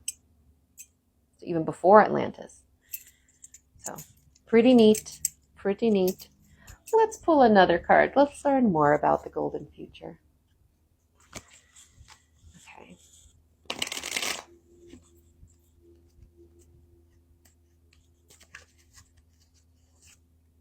This one again. Oh my goodness. Group consciousness, unity consciousness. I pulled this one the other day when we channeled Yeshua. So it's funny that it's coming up. But I did forget to mention some things because in this reading, I do want to read this to you because it's connected to Lemuria in this description.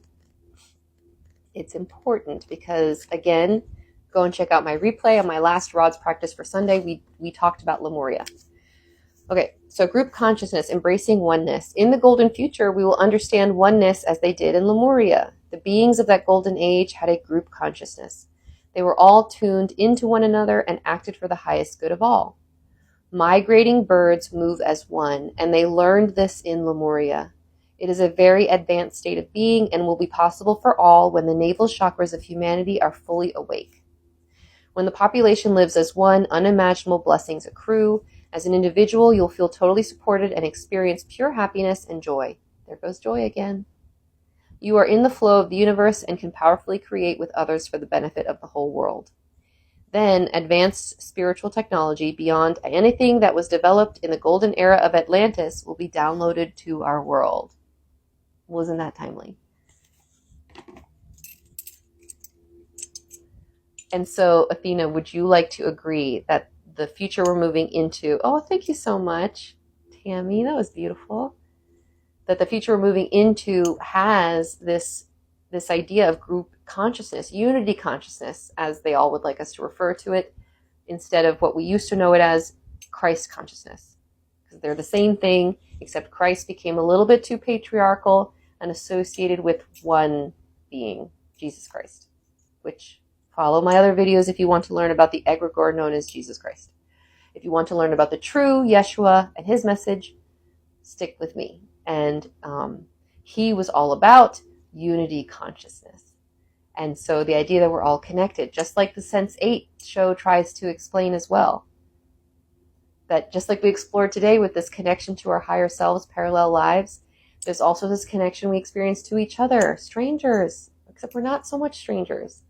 As we're learning, our close family and friends that we meet in this lifetime, especially this lifetime, we're learning our usually important soul family members from key high-ranking, I want to say high-ranking because I mean like advanced lifetimes. And it makes me think of like, it's like I need you all to understand that we're experiencing like this WandaVision reality, okay? Except just like in WandaVision where those people forgot that they were other people in other dimensions, like we also are born into this dimension forgetting our other identities and our connection to source and each other. So we just so happen to have been born during a time where we are uniquely gifted with an opportunity to bring that knowledge and information back, because this time is unique. It's a lot harder to kill us, to burn us, to hunt us without looking like a complete psychopath, you know? And it's so funny to me when I learned about reincarnation and the divine feminine return, that there's literally so many of us who had lifetimes burned at the stake as witches, that are now back. So funny. Usually in female bodies again, to like, we're doing this again. And it makes me think of like Shania Twain, let's go girls. Dun, dun, dun, dun, dun, dun. So it's like we're back, and we're healing that part of us that was afraid of speaking up and sharing our truth, even though in other lifetimes it did indeed make us a target. But we're realizing that so many of us are embedded in normal, I always say like, I know my higher self planned for me to be the most basic bee possible. Yes. But I had I would consider myself a very basic, normal American girl. And it's just so funny because I was always meant to be considered normal and then pop out from inside this normal bubble and be like, I'm not normal. But I'm so normal and embedded into normal culture that it's like, it gives me power to say the crazy things that I'm saying. So it's just something to work through. We all have to work through this fear of being seen in some way. And it took me a long time to come on here on TikTok, because I was like, TikTok, I'm almost 40. Like, I'm not, like, they don't do anything except dances on here. And then it kept being pushed on me, like, explore it. And then as soon as I log in and create an account, Emily starts posting, and I'm like, my people. So I had to join in on the fun. Yeah. Because we're bringing it back. You know, Emily and I are what we have in common is that we're both moms. And I believe that a mom in this awakening game, it's like we just have, there is nothing that is going to slow me down from what I feel my mission is. And my mission is to share my truth, because what I've constantly been told is by sharing your truth, you are literally opening the door for others to do the same. And the more of us that open this door and flood the market, we become the wave. We become the wave that realizes that we are the ocean. Yes. We are the wave shower. And we're having so much fun. Yes, my life has significantly improved in all departments since starting this divination journey, since learning how to use the rods, since developing my connection to my higher selves and my pantheon team that are here for my highest and greatest good. Like, you know, it's a whole wide world of opportunities out there. And the only scary part is the stigmas that are held with these things, because, you know, yeah, even this hat alone, it's like witch, but like, what is a witch? What's a word? What's in a word? Because nobody feels that way when I say wizard. There's like a difference in wizard versus witch, but they're technically the same thing. Wizened woman, wizened man, except one is bad and one is good, right? Or so we know. So we thought. So, I don't know. Not everyone is meant to get on TikTok, but hey, you never know if you don't ask. And so when I asked, is it for my highest and greatest good to start sharing my information on TikTok, I kept getting a yes. And I finally worked up the courage to do it. And I found so many of you, and now we have a whole community that we're building together. And so I started this journey feeling alone, like I couldn't talk about this stuff with anyone. And now I feel so free to be myself. And this is coming from someone who didn't know who they were until their mid-30s. So it's never too late to open up the door and start asking, who am I? I say in the caterpillar's voice from Alice in Wonderland. Who are you? Ask that question. Start diving into the answer. Because you're not just you. There's other stuff. There's other beings that want to connect with you, that we're here to heal with, heal from, all kinds of things. And so if you love this content, thank you, DC Crash. Please go check out my older content. I have a lot more rods like these, but I also share channeled interviews with gods and aliens. And I know exactly how that sounds. I'm painfully aware of what saying that out loud sounds like. Like, prove it. I can already see the pitchforks. But I'm telling you, explore it with an open mind. See where it takes you. You never know. Truth is a hell of a drug. I've been using my rods for a while now. I'm very tempted to call in the spirit of my deceased dad. Yes. Okay. So something for people who are interested in calling in other earthly spirits, something that I recommend that might be better for you. Because the problem is, you have to remember, there are different aspects of us as we're learning. Like literally in that room temple, there are higher versions of me. But there's also the version that I am as a human, and then there's a version that I will become or am, depending on, because time is not linear. So there's a version of me that's already dead now, right? My spirit in heaven, it exists as well. And so when you're connecting with other beings, my recommendation is always to call in the higher selves of these loved ones that you'd like to communicate with.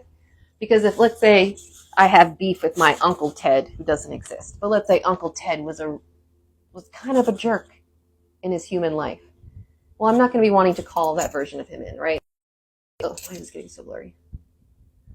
I'm going to want to call in his higher self, the version of him that can help me heal whatever issues I'm needing to heal with them, and help me understand the part that they played in my story that I need to integrate. You know what I mean?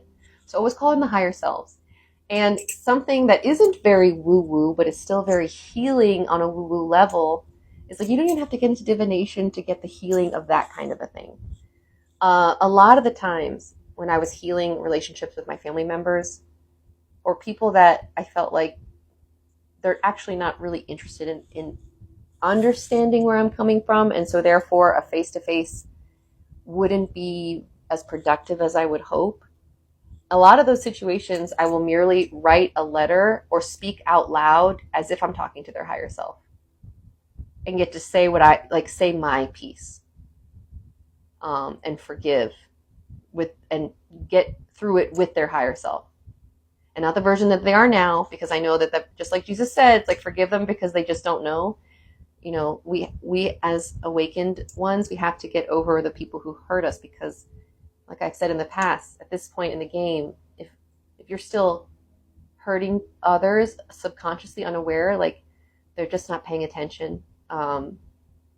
And those lessons that come their way until they start paying attention will get louder and louder. And so it's not on us to start judging other people. And that's literally tied into the justice card. Like, it's not on us to judge other people.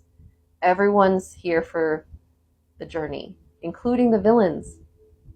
You know, something that we need to understand when we start to incorporate and integrate their other parallel expressions is that those who play our villains are a lot of the times like the closest soul family we have on the other side. And it's like they volunteered to come play this dastardly character that you were going to really struggle with and learn from. Because, I mean, honestly, look back at the people who've given you the hardest time. Can you not say that they actually taught you the most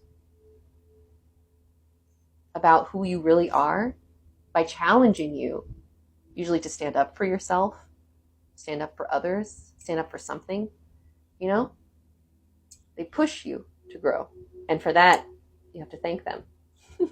Makes me think of the Ho'oponopono prayer. It's like, thank you, I love you, I'm sorry, all that kind of stuff, whatever it is. But it's important. That stuff, those words matter. I've been able to embrace forgiveness, so freeing and part of my spiritual. Yes, it's so freeing, because forgiveness, as Yeshua was trying to say, it's not free for them, it's for you. That true forgiveness comes when you understand, just like that card of unity consciousness was saying, or justice was saying, actually. It's like our reality is a product of our thoughts. So, you know, I have gone through betrayal, relationship betrayal in the past. And that one was a heavy, heavy one to heal. But it finally healed when I truly accepted that going through that experience was what I needed to. It was ordained, aligned by my higher self to go through that. Because nothing else would have taught me as much self-love as I needed than feeling like I lost it by looking for it in other people. And so, yeah, it is a hard one, though, because it hurts. But once you get to the true acceptance of this happened for me and not to me, and that nothing ever does, everything is for you and not happening against you, true acceptance releases you from a lot of the pain you may be still carrying from other relationships. There it is. I love you. I'm sorry. Please forgive you. Please forgive me and thank you. And like, it's so important. And you can say that and it helps heal these relationships with other people that may be causing friction. And so I know that it's definitely happening now in my life. It's like the more that we are aligned, you are going to jostle those who aren't. And sometimes that can look like jealousy. They want what you got, but they don't realize you got what you got because you are embodying what you're embodying. And so that's the key. It's like we are supposed to be the way showers in embodying these aspects of our higher selves so that we can be our highest self here, the highest version of Dale.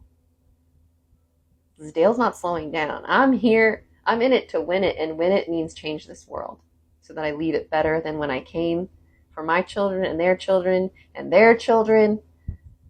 It's so funny because I started my awakening journey as a new mom in the pandemic. The world felt very scary. It still does. And I started having a lot of postpartum depression, a lot of regret about bringing children. This is Rod's practice. I feel compassion easier now than I sense others are stuck in resentment and resist forgiveness. I know, me too. Me too. It's become easier. Because you realize everything is projection most of the time. People are throwing gunk at you they don't even realize they're holding in. And so they're hurting. And so therefore they can't help but hurt others. And so it allows you to like unhook yourself from that dynamic. And they don't realize they're carrying poison. Exactly. And so we were too. We were that version too. I know I've hurt people in my past because I was unaware of how much I was hurting. So it's like it goes around and comes around, and you have to forgive yourself. You have to forgive others. We're doing better with what we know now. We're always doing the best we can with the information we have. So the goal is to get more information, which I'm trying to give, so that we understand the choices that we make and how they affect us and therefore everything around us. Our reality is a lot more malleable than we've been led to believe. Futures aren't fixed. They're constantly moving. We're constantly creating what's ahead of us with our desires. That's why things like vision boards are so powerful. That's why meditations are so powerful, because if you can envision it, you can make it real. And if you mix imagination with actionable steps, the world is your oyster, your playground, your manifestation playground. So that is what I'm here to embody and help you learn as well. Did I pull a second card? Yeah, Unity, Conscious Group Consciousness. So this one was interesting because I love that it also talks about the birds, like the geese that fly in a pattern, developing that gift or that skill from Lemuria. Is that true? Yes. Very interesting. And another thing we learned about Lemuria is we learned that the beings of the Council of Nine that are most connected to it are also Hecate. So it was actually Apollo, Isis, Lilith, and Hecate. Yes. And so we have so many discussions to be had coming up. I'm very excited because we're all moving towards this. The sensate reality where we're all connected to our higher selves, to each other, operating on a higher understanding, giving way for no reason for court systems or laws. It's like very interesting. And so normally I'd be starting another Rod's practice right now. I can go a little longer. I don't know what we should talk about next. Maybe I can get a message. Let's do another golden future one. We have poison apples and we can make healing medicine by facing it. Yes, it's so true. Because what is poison, right? Poison is just medicine at its rate. It's just too much of it. Yes, all poison is actually based off of medicine. Isn't that funny? It's like even the deadliest poisons we know of still have a medicinal purpose. Just matters on the dose. Yeah. Comparison is love for those on a different point of their journey. I choose to alchemize poison. Yes. And jealousy and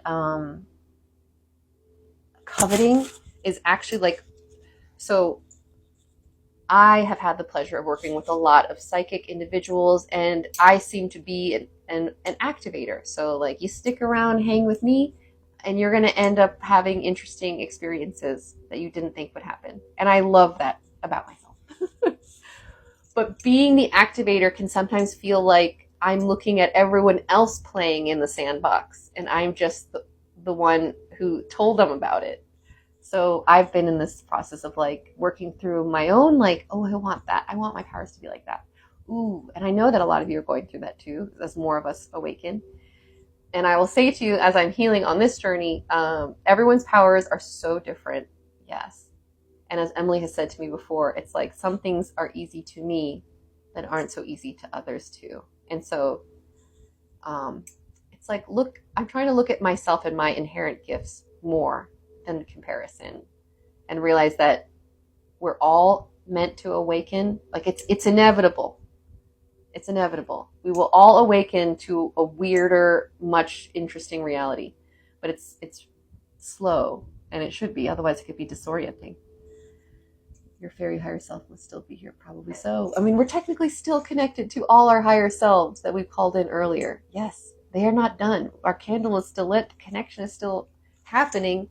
And I feel like they're very happy that we've made this intentional connection today. Yes. It's powerful. Maybe that's why I needed to be an extra long session today, so we'd be marinating even more in this me soup that we've created today. Thank you, Rebecca. Dropping truth bombs. Yep.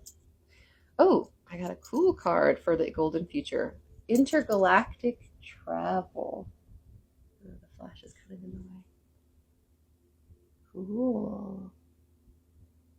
Okay.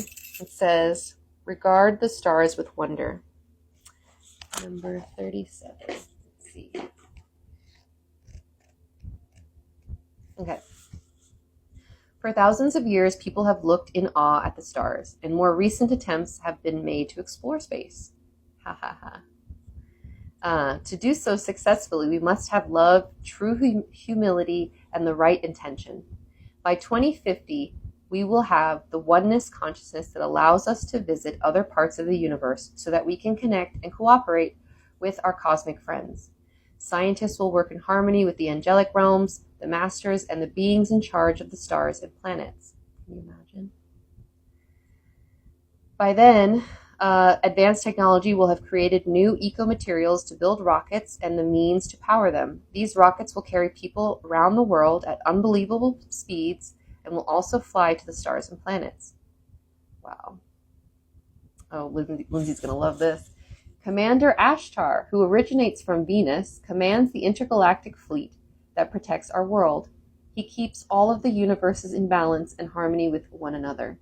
When you receive this card, you automatically receive an invitation to connect with Commander Ashtar and travel with him in your light body. He is sending a sparkling silver light into your crown chakra. This touches your consciousness to give you an expanded understanding of the universe. It also triggers a ray to touch your throat chakra with truth and your heart chakra with unconditional love. Take a moment to experience this. Very interesting. It says also, if you wish to do so, mentally accept Commander Ashtar's invitation and know that you will accompany him in his mothership to help the multiverse while you sleep. Imagine yourself looking out at the stars. For a fraction of a second, every star and planet is sending you a pulse of welcoming energy. Accept it with joy. 11:11. Oh, it's 1:11 here. Oh, that's perfect timing.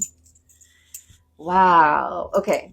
So, is Commander Ashtar truly responsible for the fleets of the cosmos, like they say? Yes. And is Commander Ashtar truly a being who is here for our highest and greatest good? I'm getting a yes. Interesting. Okay, and so if we were to ask Commander Ashtar to take us on a mission with him while we sleep, would he? I'm getting a yes. Okay, consider it a date then. Yes. Okay, very cool. We need to interview Commander Ashtar. He clears the skies of chemtrails. Oh, Commander Ashtar, do you actually help us with chemtrails, like Bruce is saying? I'm getting a no. Are any galactic beings assisting with chemtrails at this time? I'm getting a not directly. Interesting. Okay. Indirectly assisting us with removing chemtrails? I'm getting more of a yes on that. Yeah. But I am getting the sense that chemtrails will become a thing of the past, yes. And our pathetic attempt to slow down the inevitable, yes. And again, emphasizing inevitable. Just like Emily said before, it's like the battles are done, but what we're still experiencing here are delay tactics to make the end obvious. Yes. So don't even pay them their mind. Unless it's cleared, I haven't seen them. Are there still chemtrails happening in certain people's timelines? Yes. And you can ask, are there chemtrails still happening on the timeline I'm currently on? Yes. So interesting. But I feel like they go in ebbs and flows. Like some weeks I'll notice none, and then some weeks I'll notice a ton. Yeah. But I still feel like ultimately we're noticing less of them overall. Would you say that that's true? Yes. It's like, because ultimately their coffers are running dry. Yes. They're literal, the money is running out. And when you're worshiping, because ultimately we're learning that a lot of these opposing forces are ultimately humans. Yes. But it's like humans who are connected with and worshiping gods of like greed and power and money kind of stuff. And like, yeah. So if you're worshiping money and you're running out of money, what do you do then? It's like, yeah, they're running out of choices, running out of good choices. So you had no idea chemtrails happening. Yeah, but again, not every. Is it true that every stream that comes from a plane is actually a chemtrail? No. But sometimes it is what they say it is, which is those contrails, which is just like the pressurized temperature effect. Yeah. So it's like, yes, there is a mix of chem and contrails throughout, but yeah, for people who are saying that they're not real, that's false. That chemtrails are actually real, yeah. And the chemicals sprayed are not meant for our highest and greatest good, correct? Yes. So they're not good for us. And the beings that are deciding to spray them, they are aware of this. Yes. Just like they're aware that most of our food is not good for us. Yeah. Just like they're aware that the practices make water cleanliness hard. Yeah, like they know it's purposeful, but it's changing. And it's changing right now. And the more of us who hold on to that fact, the faster it can go. Yes. The more of us who make daily connection and self-love a priority, the faster it moves along. So, yeah, the pilots don't always know. And often, these pilots are just trying to take a check. Yeah.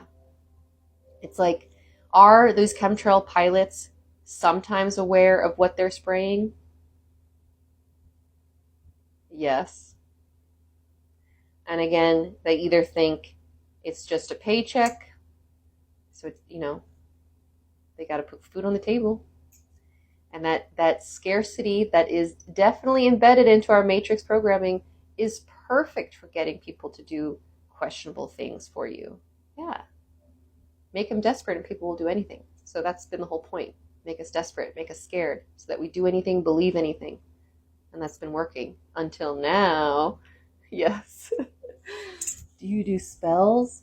All words are spells, but I don't know any like bubble, toil, and trouble spells.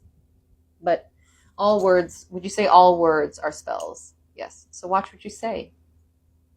That's why your body is always listening to you. Your guides are always listening to you. So speak to yourself and others with kindness. I flew the citation. Oh, you flew them. See, yeah, it's like, but again, forgive yourself. Forgive yourself. It's okay. Yes, L-E. I know. And so, yeah. All right, guys, I feel like we've covered a lot today. Interdimensional travel. So is it true then that in the not too distant future, we will be able to travel the world easily and quick? Yes. Confirmation burp. Can we reactivate our dormant DNA? Yes. We are currently. Is it true that all of these solar flare energies that we've been experiencing for the past few years that have been accelerating have been awakening our dormant DNA? I'm getting yes. It's like we are currently experiencing the escalation of awakening our dormant DNA, of moving from 2 strands to 12 strands of DNA. And trust me, I know how kooky that sounds. I majored in biology. I have a master's in forensic biology. I'm very aware of our 2-strand DNA. So to imagine it moving from 2 to 12, I don't understand it either. But I trust it. That's where we're moving. And so, okay. And so if the future human goes from 2 to 12, can you just imagine what we might be capable of? Maybe that's the point. Start imagining. Start asking, what are you capable of? Because a year ago, me would have definitely never believed that I'd be on TikTok doing this, channeling beings with rods and a wizard hat. But life is funny that way. Follow your excitement. You never know where it's going to lead, but I promise you, it'll always be a good time. So thank you for being part of this amazing good time. I will be posting the replays. Please go check out my other replays. I will be back to do another live tomorrow at 1 p.m. I've been getting downloads during meditations. I feel like I'm getting there. Emily's been a huge help for me too. When I picked up my rods, they didn't work for me. And it took me a long time to get them to do it, where I was like, that's definitely moving and it's not me. So one-on-one with Emily definitely helped, and her workshops definitely helped. She has the levels 1 through 3 classes available on her website, but she's actually going to be releasing a new version of her beginning level class this Saturday. So I'm excited to do that, be present for that, because it was such a huge help for me. Doing them in groups like this is a huge help. We have created a Discord group called the Fountain of Truth. Thank you, Les, for being here. Oh, you have a one-on-one with Emily tomorrow? Awesome, exciting. Yeah, so doing this group practice is really helpful to get the rods working even more so. And please join us on Discord, because I want that to be also a place where our community members can host their own gatherings on the space there and do rods practice together, because this is something that everyone can learn how to do, and opening up our channeling gifts is also something we can learn how to do. And so, like you said, the more we connect, the more we open. And I've been noticing that happening with me, noticing it around the people around me. And so it's a good time to be connecting within right now. So please join us. I so appreciate you all being here. Thank you, Natasha. It's funny how that happened, right? How quickly. But that just goes to show, and they've told me this over and over again, that when you are truly following your aligned excitement and doing things intentionally with highest intentions for the highest good of yourself and others, you will notice how effortlessly things align for you. And so it's like the universe knows I'm here for no other reason than to help the world and help each of you tap into who are you and who is the highest expression of yourself you can express today. That's my goal. Because I know by doing so, we can create heaven on earth. And that's what I want. And so the universe knows that. And so I can honestly say it's been so easy for people to find me who need to find me, to build this community, because it was always meant to be. So consider that. This is a game. This isn't just a life. And you have to realize that you're playing it not alone. You're not alone, even though sometimes you can convince yourself you are. We're connected to an entire army of you, other yous, and other dimensions and timelines that are aware of you and want to help you. So that was what this entire session was about today. So if that's interesting to you, go back and watch the replay I'm going to post today. Go check out the other ones and go check out the older interviews. And also please join our Discord and go and find us on YouTube. I have worked with a team. Thank you, Taryn. You're amazing. To move all of our older interviews over there to make it easier to see which ones you have seen and which ones you need to see. So all of our long form content is over there. Please go check it out. And it's called, if you search on YouTube, it's called Trinity Within Us. So it's called the Trinity Channel. So for all the Neos out there, go and find Trinity, your truth, love, and wisdom, and go and spread it until it catches like fire. Okay, I love you. I love me. Let's make this world what we want it to be. Merlin has just been hanging out on the yes this entire time. And so thank you to Merlin. Thank you to Pallas Athena. Thank you to Ashtar, Commander Ashtar. And thank you to all my higher selves that came here to bless me today. Yes. I invite my higher selves for my highest and greatest good to continue walking with me throughout the day. And please play this game. Send me synchronicities and signs. I want to feel your presence. I love you. Okay. I love you guys. And don't forget to thank everyone. Blow your candle out. You can sage yourself again and then go have a magical day. Mwah.